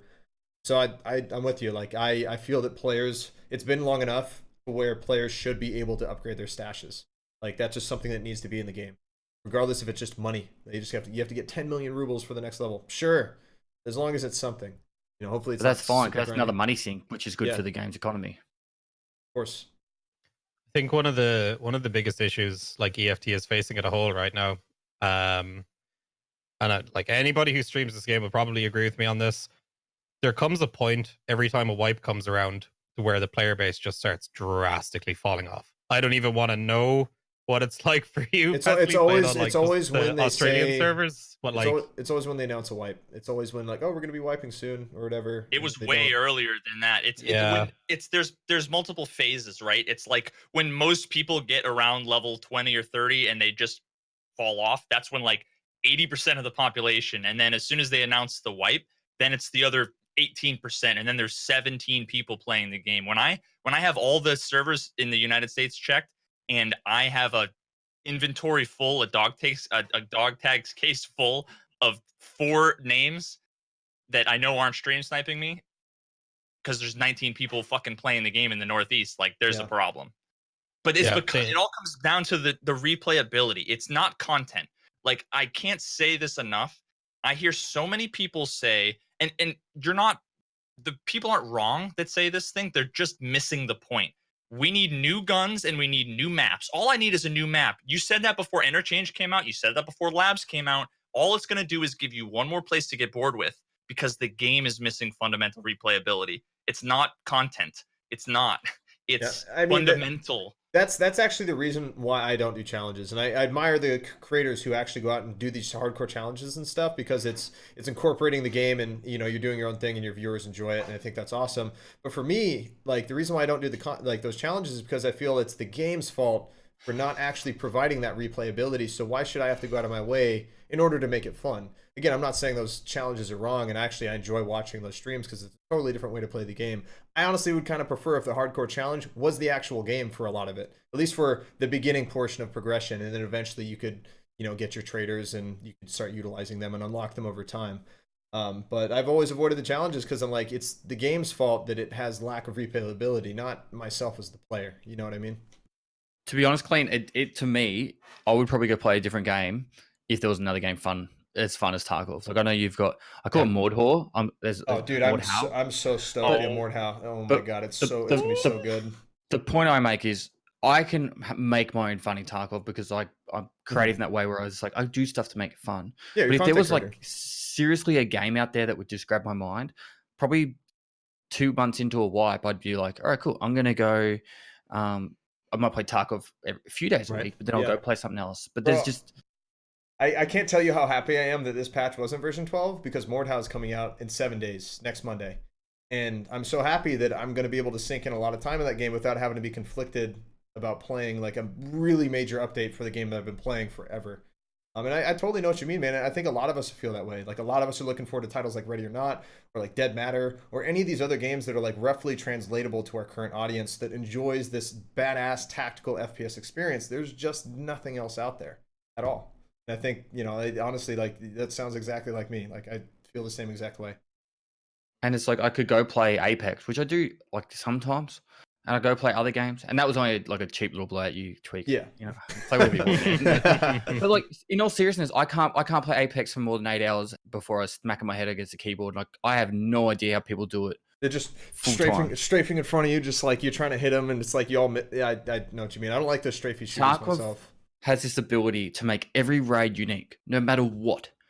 Every game feels unique. It might be a loot run, but I'll find a Reaper IR this loot run, or the red key card, and then the next raid I'll run into a squad. And the next raid I'll run into a mob of scav players. Like, it's just, it's always unique, and no game does that. And that, unfortunately, it sucks because I wanted to play other games too, but there's just nothing to play. I think it's really just a lack in the market in general. There's not really like many roguelike games out there anymore. Like Battle Royale is like a really good open-ended shooter in general because it has that same effect. Every single time you go into the same match, it can be a different outcome every single time. Different guns, different loot, different players and squads that you'll meet up and fight. And Tarkov is able to simulate that way in a much larger role because it loot and stuff like that. But there's no other roguelikes the scale of Tarkov, and there's not a lot of games being made with like that more. It's honestly, it's more, I guess you could say, old school now, because like games nowadays are usually meant to be extremely casual. And a lot of even the EFT player base, a lot of people will say, well, if they develop the game and make it more hardcore and niche, it'll wither away the casual community that's the major bulk of what like is the major bulk of like revenue that Battlestate would make for their game. But for me, like the best kind of games out there are those niche games made by developers who are making a project that they themselves really want to play. And it's like nothing else on the market, and that's why they're making it. And you look at a lot of these bigger AAA titles where they make these games, the people designing those games are actually more in it for the profit. They want to turn around and make this product be sold, and they want to market it and put it out there so it's, you know, available to as many people as possible and anybody can pick it up. Whereas then you have EFT, which is like the most niche title around and most unfriendly noob title you could probably think of. Like, I would not recommend a casual gamer EFT unless they're trying to pull their hair out. I mean, the main thing about EFT, and this is something that's kind of, because I made that one video before when all over Reddit, like there's a portion of people out there, and I'm sure there's a portion of people out there as well, for anybody who has any kind of criticism to say about the game, that they think, you know, oh, we actually hate Tarkov. No, man. Like, we wouldn't have between 3,000 and 4,000 hours played of this game if we hate it. Everybody who comes out and criticizes the game, they fucking love Tarkov, man. It's a reason why we play it every day, and we just want to see the game succeed. So, but like, it comes with that stoma of, oh, you must hate it because you had this one bad thing to say about it. Like, everybody just wants to see it succeed at the end of the day. That's why we're having a podcast like this, so everybody can just throw ideas around. And hopefully, a lot of the ideas that we have, people who are watching will hear that and go, oh, that's actually cool. They might tweet about it. They might make a post about it on Reddit, gets to the devs, and then who knows, you know, it's implemented. But like, it's just... It's marriage counseling. We're marriage counseling. Yeah, exactly. Unless you love your spouse, you don't go to marriage counseling unless you want to fix it. This is what we're doing right now. Exactly. And also, my husband. Also, a big shout out to everybody in chat. You guys have been like super respectful this whole time. Like, I have not seen a single person just act like extremely toxic and, you know, tell any of us like, hey, go fuck yourself. And then forehead in the chat, you guys are about to start doing that just because I said that. But again, kudos to you guys, man. You guys been really great today. So thanks for listening to all of us jabber and blabber about EFT and stuff. Go fuck yourself. Also, fuck the casuals, okay? Fucking casuals. If you have to play, your account will be locked if you do not play the game 40 hours a week. Sorry, guys, but it's the way it is, man. We have a certain threshold of quality that we need on these servers, and let me tell you. Yeah. You know, somebody in the chat said too, like, I don't know why they haven't implemented an offline co-op mode already. Like, I feel like they could totally do it. Obviously, they're focusing on more important things to the core elements of their game, but like, the game would appeal to so many new people. Like, I can't tell you how many people told me, like, man, I wish there was like an offline, like, different character that just wasn't online, and I could just play the game and just like literally just play on that one PMC, and I could have fun with it, play the game and progress however I choose. I've been saying this for so long, and this is something that PUBG had like way back in the day. You have your own server, you invite your friends to it, they have a tournament, and they might go into teams, they might be solos. Could you imagine if EFT had an offline mode where you as a content creator could get your viewers, pitch them against, let's just say, my viewers against Veritas' viewers, or Clean's viewers against Pestyly's viewers, or whatever, and then whoever wins, you know, we give him 1,000,000 rubles or a key or something, you know, and like we just sit there and we shoutcast the game or something with like a spectator cam. Like, how fun would that be, man? That'd be great. That would be so good for Tarkov. Not to mention the testing that we could all do also. Like, there's so much benefit, content, testing, fun content. You don't have to spend 10 million rubles to test out the armor and ballistics and shit because you get killed by a Mosling in your raid or whatever. Like, it would save so much time for all of like you creators who are trying to make guides and tutorials where you have to like literally go grind off stream to go do all this crap, and then you go do it, and it still takes a long time because you still have to have a bunch of money. Like, I'm sure like your labs guides probably took you guys a while to make. You probably went in those raids quite a few times to get your footage, right? You know, if that was the case, you guys would be able to do a lot more, that much easier. I think armor testing. That's like, I asked Anton if I could do an armor testing video because it's normally his thing, and I'm like, he's like, yeah, go for it. I can't be fucked, and I'm like, oh, no. now it's like, yeah, enjoy that. Do I ask my community for like 30 million rubles to buy all the armors, or do I message Nikita and say, Nikita, I want to like do this test that's going to probably take me a lot of money and time, and show that the game's broken. Yeah. Sorry, by the way. That nod was precious, dude. That nod was precious. But it's just like, there's people out there that just want to play the game, and that's perfectly good. We need those people there. As a community, we need the people just playing the game. But there's also other people like, you know, us here who want to be constructive and creative of actually testing out different elements of the game. And sometimes offline co-op mode would be just great. Yeah, I mean, no, 100%. I mean, like that's what I would tell people before they play online. Like, what do I do as a new player? Go play offline. Go play, just play on your solo PMC character with your buddies or something, and learn the game, progress, and then come online when you're ready to get fucked by cheaters. To be fair, just one quick point on the cheaters thing, because I've seen a ton of They banned him people. today. A bunch of people were Yeah, banned today. there's been so many people coming in saying, oh, the cheater problem, whatever. Yeah. Apparently, there was a sale on some Dickless Losers website for cheats or something over Easter or something. I don't know. That's why there were so many cheaters the last few days. They banned a shit ton of them today.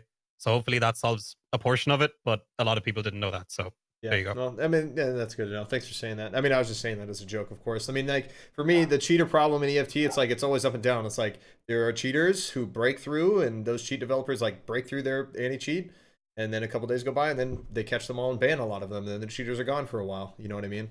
It's just the way it goes. Cheaters are always going to be recurring. I feel like it has to be said.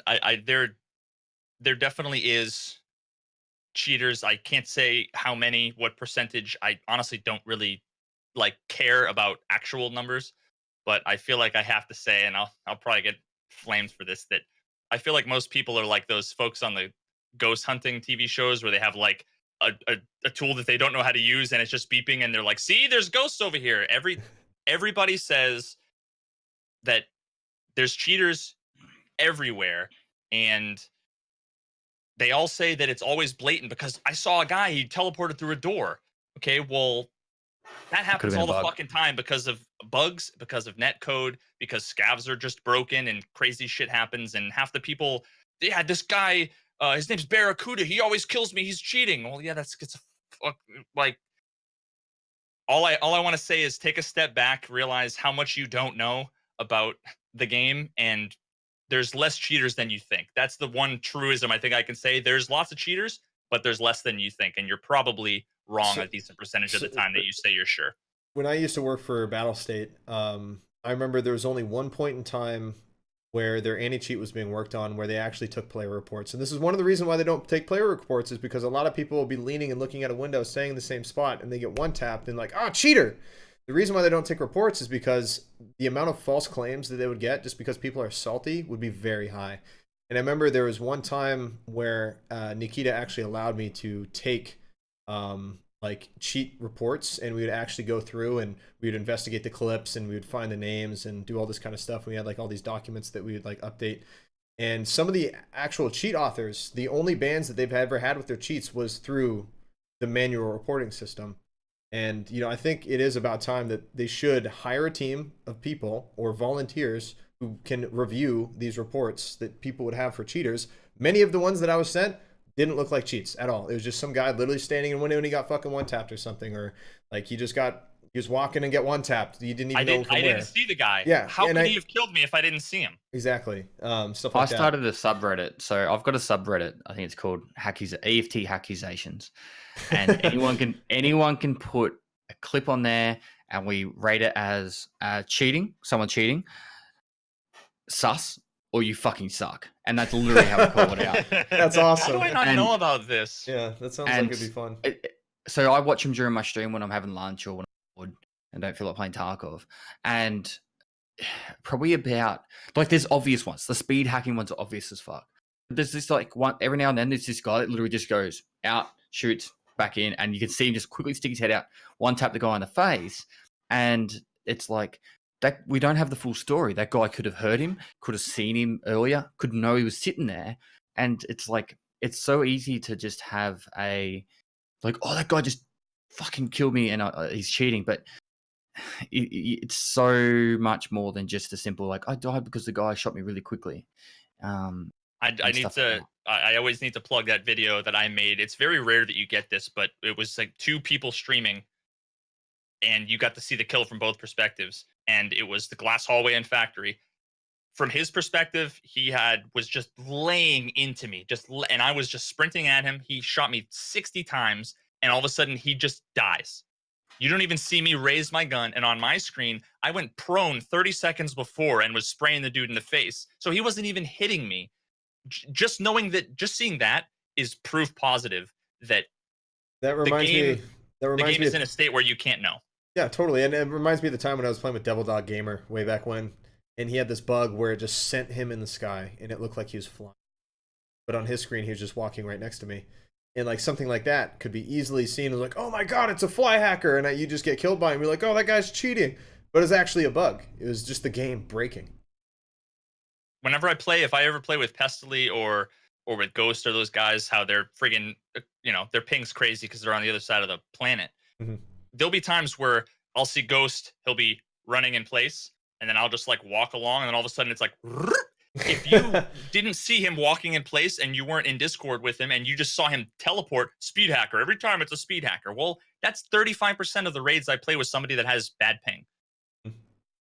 Like, just take a step back, realize the extent of your ignorance. We're all there. We don't have enough information to know. So just suck it up and deal with it. Yeah. And to go back to the point before, you're not saying there aren't any hackers. There definitely are fucking hackers. And they're the only time you can really, without a doubt, say that they're speed hacking is when they're like trolling you, speed hacking around, and like, and you can see the whole map just like all at the same time because they've just gone and killed everyone.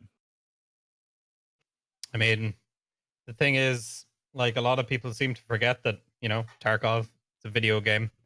And they don't think about every other game. Fortnite doesn't have an unbreakable anti-cheat. Neither does PUBG. God fucking knows. Same with Apex. Mm-hmm. It's a Like really difficult thing to overcome. Like, because it's you literally have cheat developers who are working like day in and day out to actually break into your game so that they can cheats work. Like that's how it works. It's always back and forth. But at the end of the day, the best anti-cheat out of any game, no matter what, is private servers with active admins. Like that is always like the best surefire way to make sure cheaters just aren't a problem. But obviously with Tarkov, we can't get that. I wish we could have private hives to where we could like have our own like Tarkov communities where we could play together and do whatever we want and progress how we want. But obviously that can't be done because it has to be connected to like a central database that's in Russia that controls like all of the loot and economy in the game.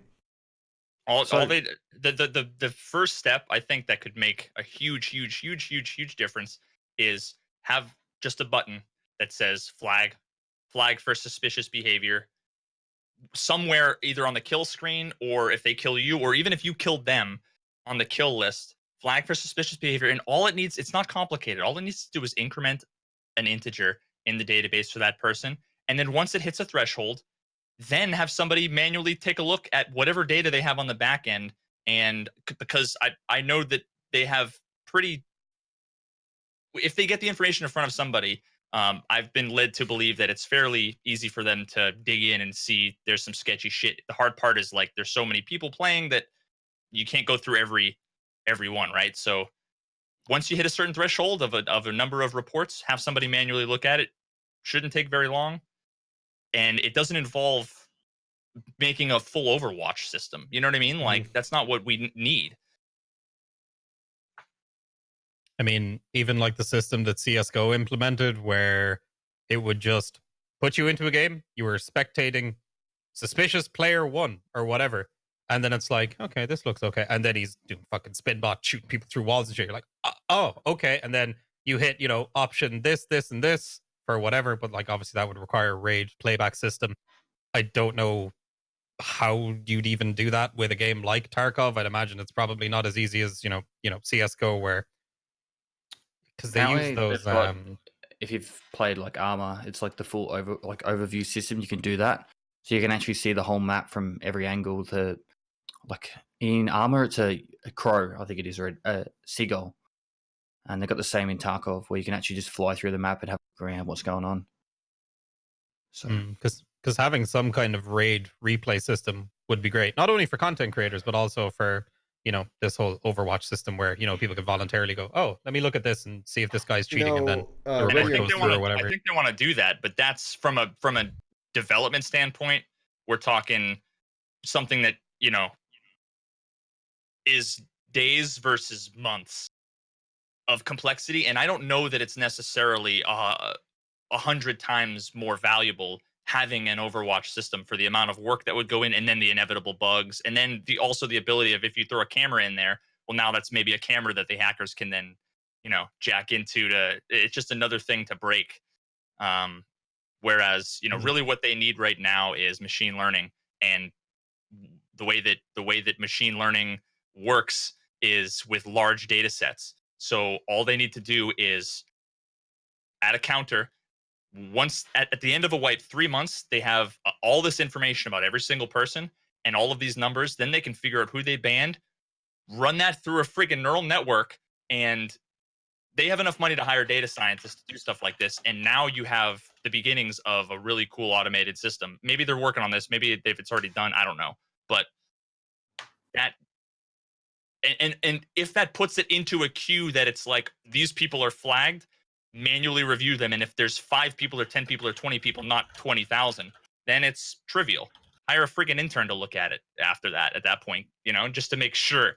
Mhm. But They're a very professional QA team that totally tested all the quests before 7. Yeah. Anyway, moving on. Just smile and nod. I think it's the like I know they brought this up 2018 development plan. I really look forward to the more community aspects of Tarkov, like clans and that kind of stuff. Like I know I've spoken about this a few times, but I really just want to start the Pestily army and I want to declare war on the shitters. Like I just there's so many fun things in this game. Like, and I even played around with the idea of an achievement system, just to have fun in those respects instead of just doing the grinds that we're doing at the moment with Tarkov. And as much as we love going over and over again, I think community is like Tarkov has an amazing community. Oh yeah, the Twitch community, like this Twitch community on is Twitch. completely different than any other community on Twitch. It's not as volatile. Like, granted, yeah, like sometimes viewers will come in and try and start shit between us, but we always squash it. We're always just like, no, shut up. We're not talking badly about other streamers here. And did you hear that Clean said the wipes this month? Yeah, it's definitely happening this month, chat. And it's great. And this game would literally be nothing without its community. If we didn't have guys like Veritas, Deadly Slob, Pestily out putting out guides on how to do like a lot of this stuff and like testing, like the fucking Bible that Veritas made, like how useful and like how awesome of a resource that is. It was made from the community. Like, you guys like are the reason why this game is alive. Like, you guys are the reason why new players are able to get into it. A very complex game with so many different noob traps, and they're able to actually understand it because of the time that you put into it. You know what I mean? And like, again, like, kudos to you guys. Like, I don't make guides. I don't do YouTube myself. I'm more of a streamer. But you guys kill it. You guys kill it. Clean, you forget that founder of Black Site and all that. Oh yeah, Look what that's done for the community too, man. Hey, just let me be humble, okay? I'm eating my humble pie over here. Okay. I know. The end of the story is we're all super keen on Tarkov, the community, and everything it brings, and we all just want it to succeed. And I don't know, it's having a warm and cuddly moment. Yeah, I mean, at the end of the day, I think for a lot of us, especially those who have put over 1,000 hours in this game and stream it day in and day out, like version 12 is really going to be that. Okay, like, is the game actually going to be different this update? Is it actually going to be something that's not the same thing we've done every single wipe all over again? Like, is it actually going to change? Is it actually going to shape up into what like EFT is supposed to be? Because currently everything that we have, like the end game, it doesn't, like, for those of you guys who think Tarkov has an end game, there is none. It doesn't exist. It's entirely what we make it.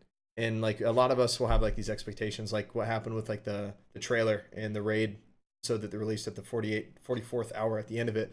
People set all these expectations hoping it was going to be version 12 and this and that, but it was stuff that they all made up in their head. Realistically, it was just a PR stunt to hype up a trailer they've been working on for a long time. Tarkov goes through this wave at the moment. It's like big content, game loses its coding, I don't know the words for it. It goes to shit, and then after it goes for shit, they do this optimization patch, gets back up there on the good standard, but then another big content patch goes back down. And I really hope, I know that every time they add stuff, it adds more bugs than that, but it's not just bugs, there's other stuff going on. with the upgrade to the new Unity engine, Veritas will know a lot more about this than me, but I can't see the community getting punished with issues as much as we have been over the last 18 months. How long we can always put up with this. I'll play the game until there's no one left to play with, but I know I remember there's playing going to be a Factory point when it where first came out. there's There not was going to be that nobody in the raid. spike at a wipe for players to come back. They're going to be like, fuck it, I'm done. The last wipe, there was already a heap of saying it. And I really hope patch. So go. No, what's going to happen is the new engine's going to come out. It's going to be pretty fucking broken for a pretty decent amount of time, and then it's one of those things, like the way that software development works is you make improvements and you break shit, and you make improvements and you break shit, you make improvements and you break shit, but the overall trend, the peaks are constantly, hopefully, in an upward trajectory. That's just always the more complexity you add, the more issues that run into that emerge from that complexity, you iron them out. That adds more complexity, you add more features. That's the way it goes. But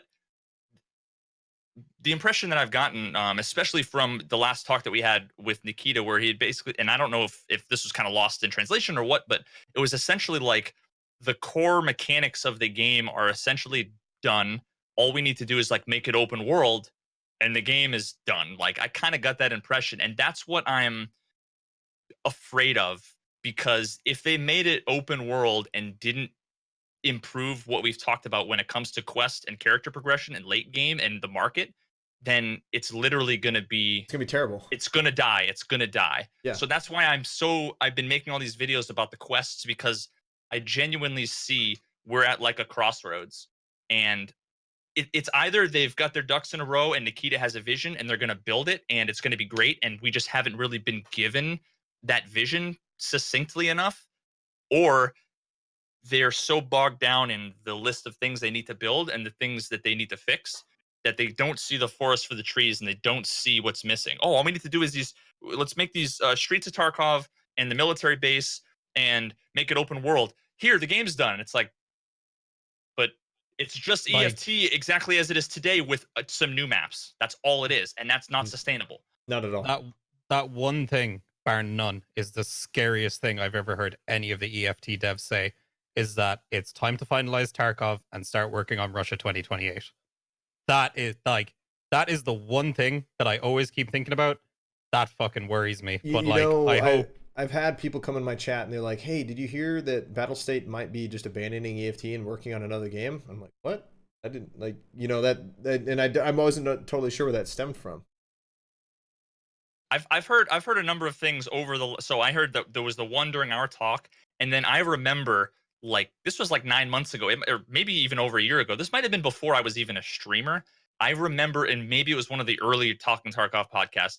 I remember I got the impression, and I don't want to like misrepresent anything, but I got the impression that they essentially said something along the lines of, yeah, Tarkov is just kind of a proof of concept for this other game. Well, I mean, if you look back at Battlestate's development history, you can notice that between hired ops and contract wars, they have a lot of the same assets and stuff from the same game, using the same characters, and even same voice lines and sounds from the guns in Escape from Tarkov in their prior games. Mind you, I don't think it's wrong to reuse assets if they're available and they fit to your world and they're of a quality. Same thing with voice lines and sounds. I think that's fine.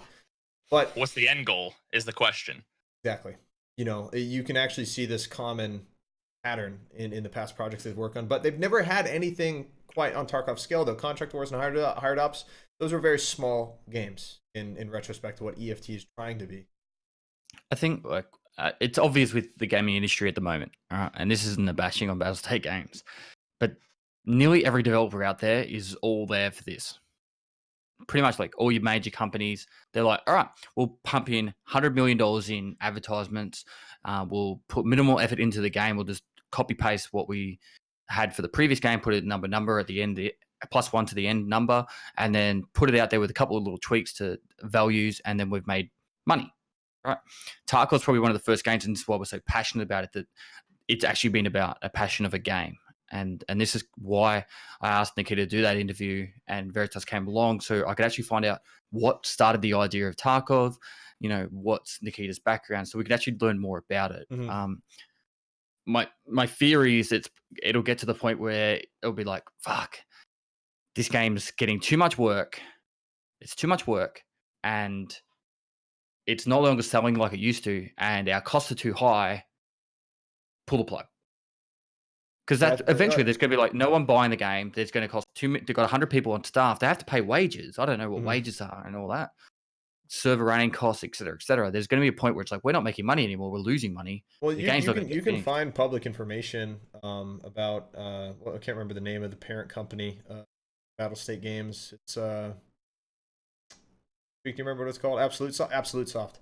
You can see that they actually pulled like it was like 7 billion euros that split up between the shareholders for Battle State Games and the parent company, Absolute Billion Soft. or million? Million, excuse me. Sorry, not billion. Okay, Million, like, sorry. what? Million euros, millions of euros. And it was split up against the major shareholders of Jeff Bezos. Of Battle State Games and Absolute Soft. So, you know, you can actually see it's public information. It's out there. You can go find it. And so who knows what that actually means? They liquidated all of their shit. So, you know, hopefully they're still taking care of their guys and working on making this awesome project. And, you know, they're not just going to pull up, see you later, guys, making another game. You know, I think that's, again, at the bottom of all our hearts, who all love EFT. Like, we're scared of that because we want this game to be that experience that Battle State has always envisioned. Because the reason why it was made is because they wanted to create this really hardcore simulation, roguelike FPS game with MMO features. And obviously, yeah. Well, what's missing the final piece of the equation, because the only thing you ever hear anybody ever talk about is there's the debate between we need more content, and then there's the debate between we need to fix the bugs and fix the hackers. And I feel like I'm the only one half the time that's like, but I know I'm not the only one, but sometimes, like I said, I feel like it, where it's like, but the biggest issue is the fundamental design of the game, right? Like, if they add more content and then fix all the bugs, the game is still going to die. They really need to revisit some of these fundamental things that we're talking about. And I'm afraid that they're not. And the only reason why is because the biggest red flag for me was this recent influx of all the new quests. As soon as we all started to make this pressure about how there was issues with the quests, it's awesome that they said, we're listening, we're going to make changes. I was so excited. I even have a video where on day one, I literally go and I click on Prapoor's debut and I read it and I see like the whole find and raid, you know, don't think you're going to trick me. And I'm like, yes. And then I see how it was implemented, not just bug wise, but like conceptually. And I just feel like something's missing. Like, they need a game designer. They need somebody to really be thinking about this stuff. Otherwise, it's just going to fall short. Yep. I said this before. Nobody wants to see Tarkov go the way DayZ did. That's something nobody wants to see. I mean, and to be completely honest with you guys, like I've been a part of EFT since the beginning. First came public, and have been directly involved with the development process and so forth. I did not imagine EFT would be where it is now 2 years ago. I thought 2 years when I first started, I was like, man, like, we're gonna have Streets of Tarkov and we're gonna have all of these other things to do. And 2 years later, not all that much has changed. It's just kind of more maps, more guns, new scav bosses, and just the same stuff. It's just more of what they're just kind of thrown onto the pile. It doesn't really feel like anything has really been drastically changed in quite a long time. People get really excited about new guns. Like, I love guns. Why? Don't get me wrong. I spent 8 years in the infantry, but at the same time, it's like, I got plenty of guns to shoot. I got plenty of guns I don't even use in the game that I probably should get around to using at some point. I don't know. To me, it's like there's so many little things like that. This game could just go. We're locked in it. No, sorry. Go ahead. To me, it's like you could add a simple concept like clans, and I'd get excited. I get a boner for a fucking month over that shit. Like, it's just like there's clan so much stash, I could do with clan that. hideout, dude. That would be sick. Bam. You know, sick, like, dude. There's arena. Just give me a map. Like, and I know this is not a copy paste kind of thing.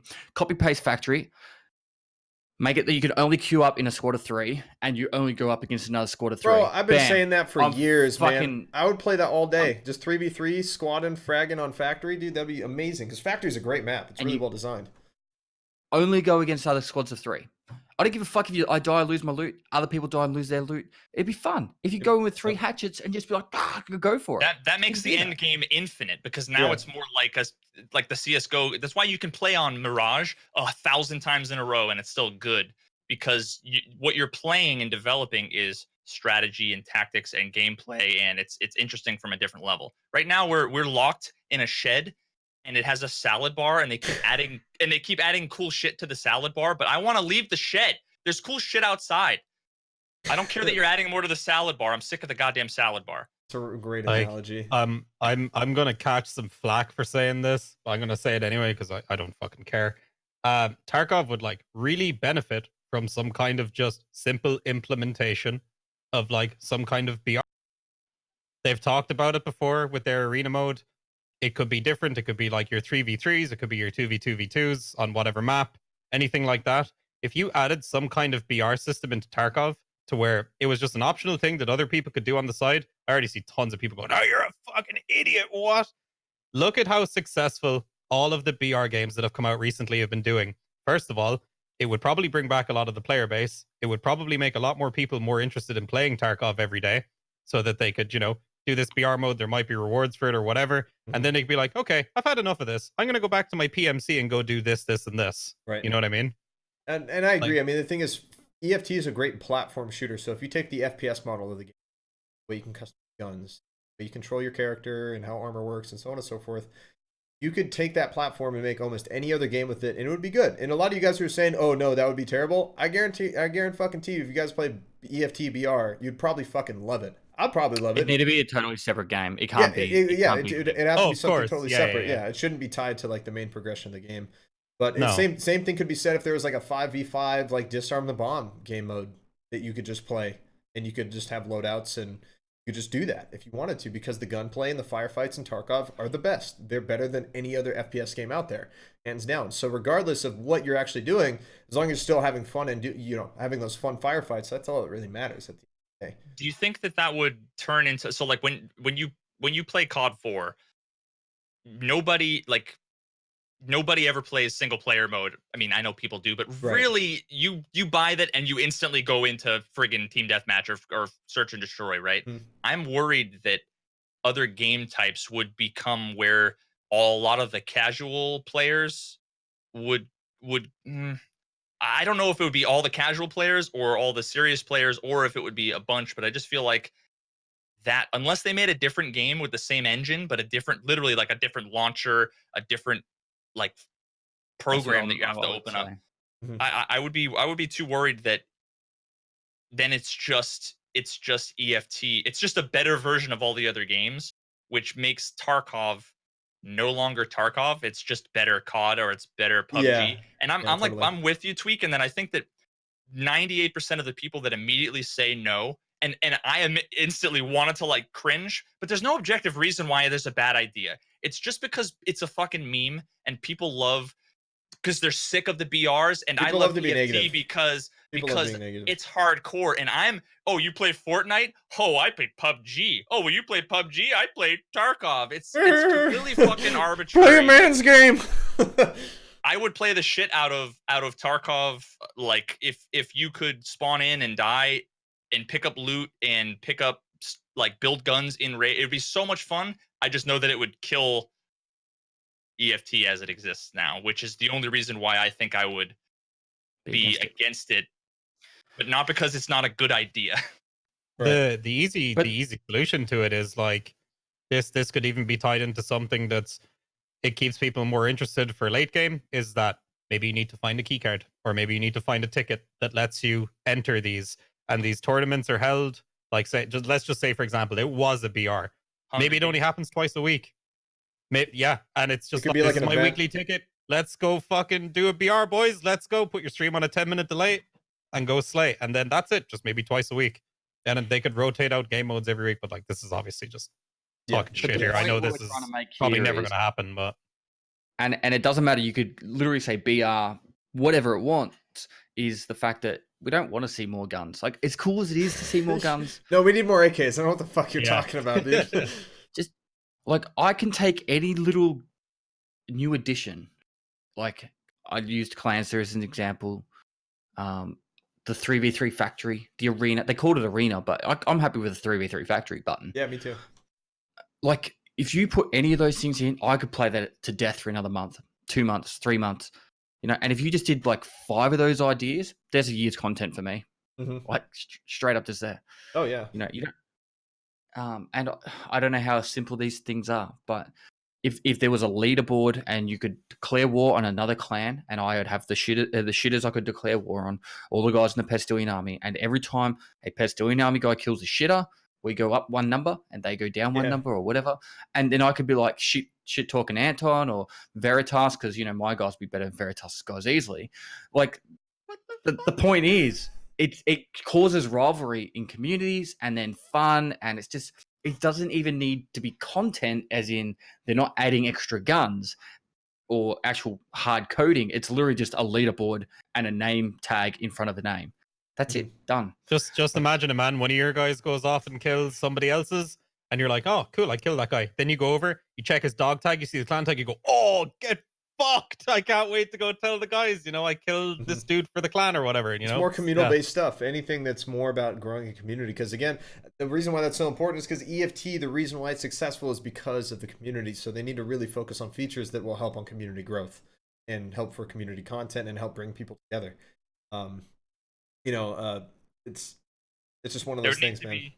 There would need to be some sort of recurring ladder or something, because obviously within a couple of weeks, the shitters and Pestily army would be so far down the leaderboard that there's no way that they'd be able to catch up, because I would have 3 people in my clan and we would just 3v300, and you would only have 3 people to kill.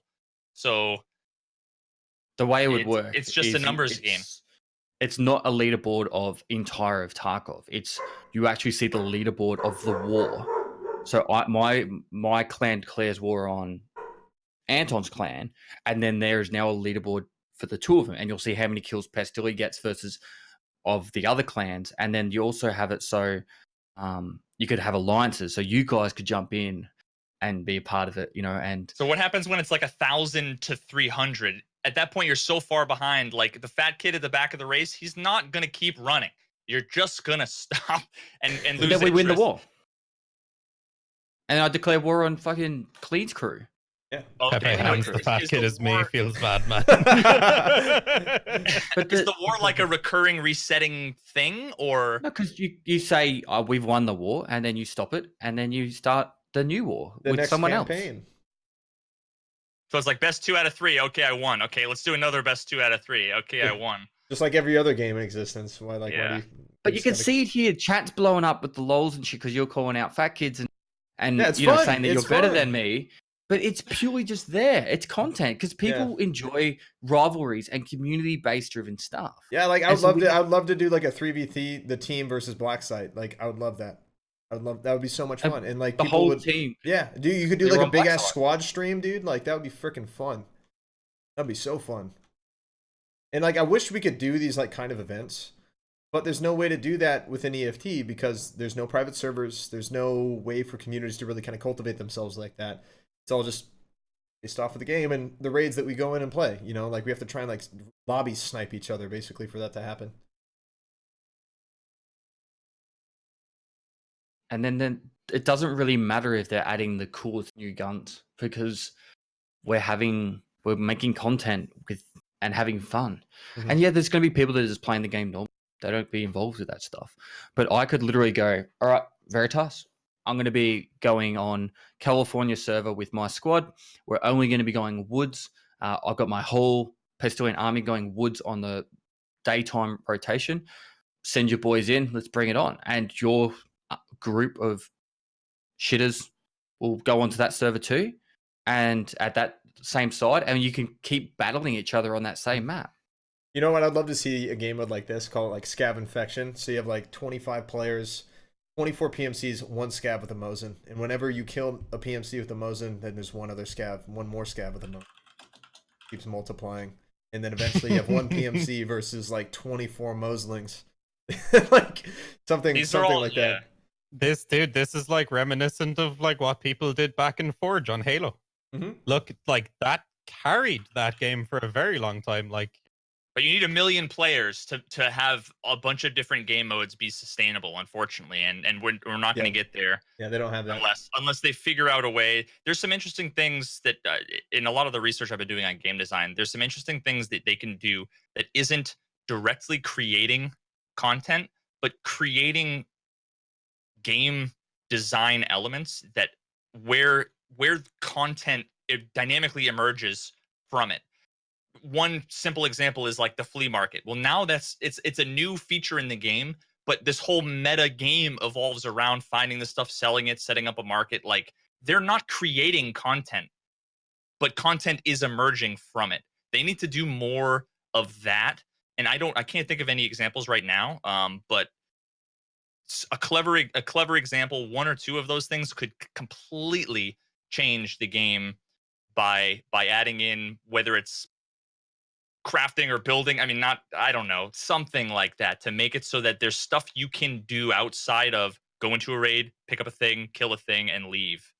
Hopefully the personal story missions will have that, because the personal story missions are directly tied with the hideout. And the personal story missions, they're somehow supposed to envelop you in more of the lore and story of what EFT is supposed to be. And that will actually be the end game. It's progressing in your personal story missions. So maybe that would be something that... Or make it so that you could make your own story too. That's another element of why Skyrim is so replayable, because you can role play, and why GTA RP is so friggin' big, because there's an element of you're creating content, right? Yeah. GTA, they don't have to make new content. They don't have to add new cars. It doesn't matter, right? Make it so that the players can emerge by creating their own marketplace and create your own stashes and you know, all this shit.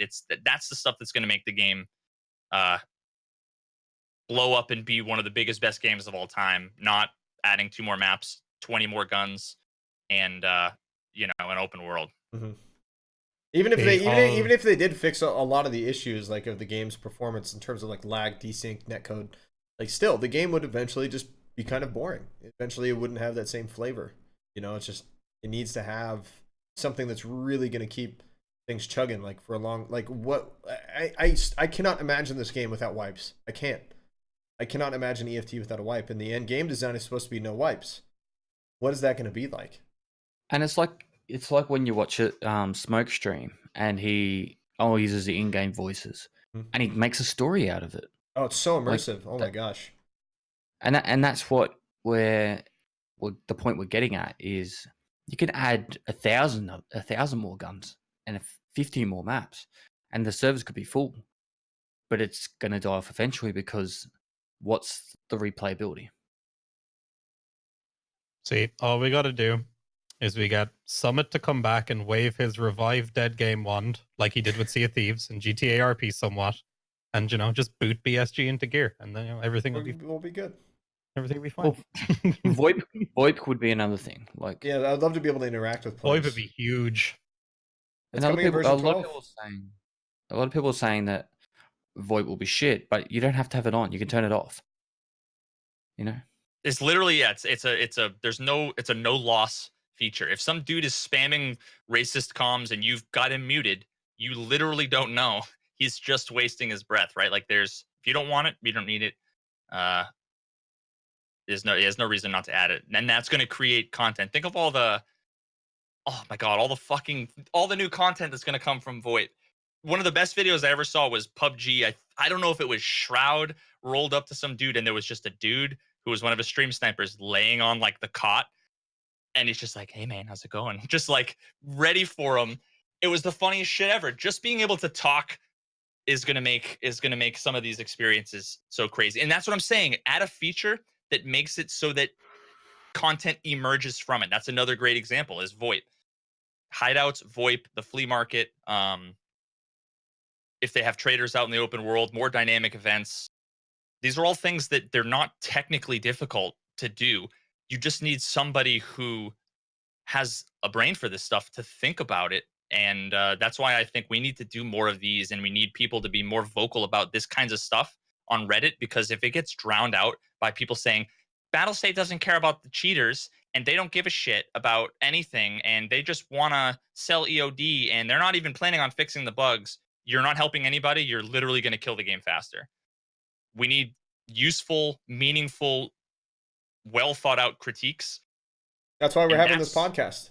You know, I would like Yep. to do this maybe even bi-weekly. Just make it a thing to where like maybe it doesn't have to be bi-weekly because maybe we won't even have maybe the same issues we talked about last week are probably still in the fucking game.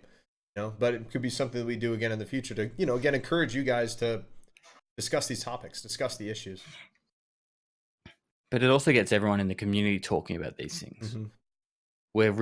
We're just trying to light the fire to start people talking about creative ways of improving the game instead of just being like, fuck it, die to another hacker. You know, because I know that's not everyone. I'm just saying, You know, I like that's when an example. When we're talking about like the loot economy and stuff, people in the chat were like, well, it doesn't matter because I'll just get killed by a hacker anyway. It's like they're not designing the game around cheaters.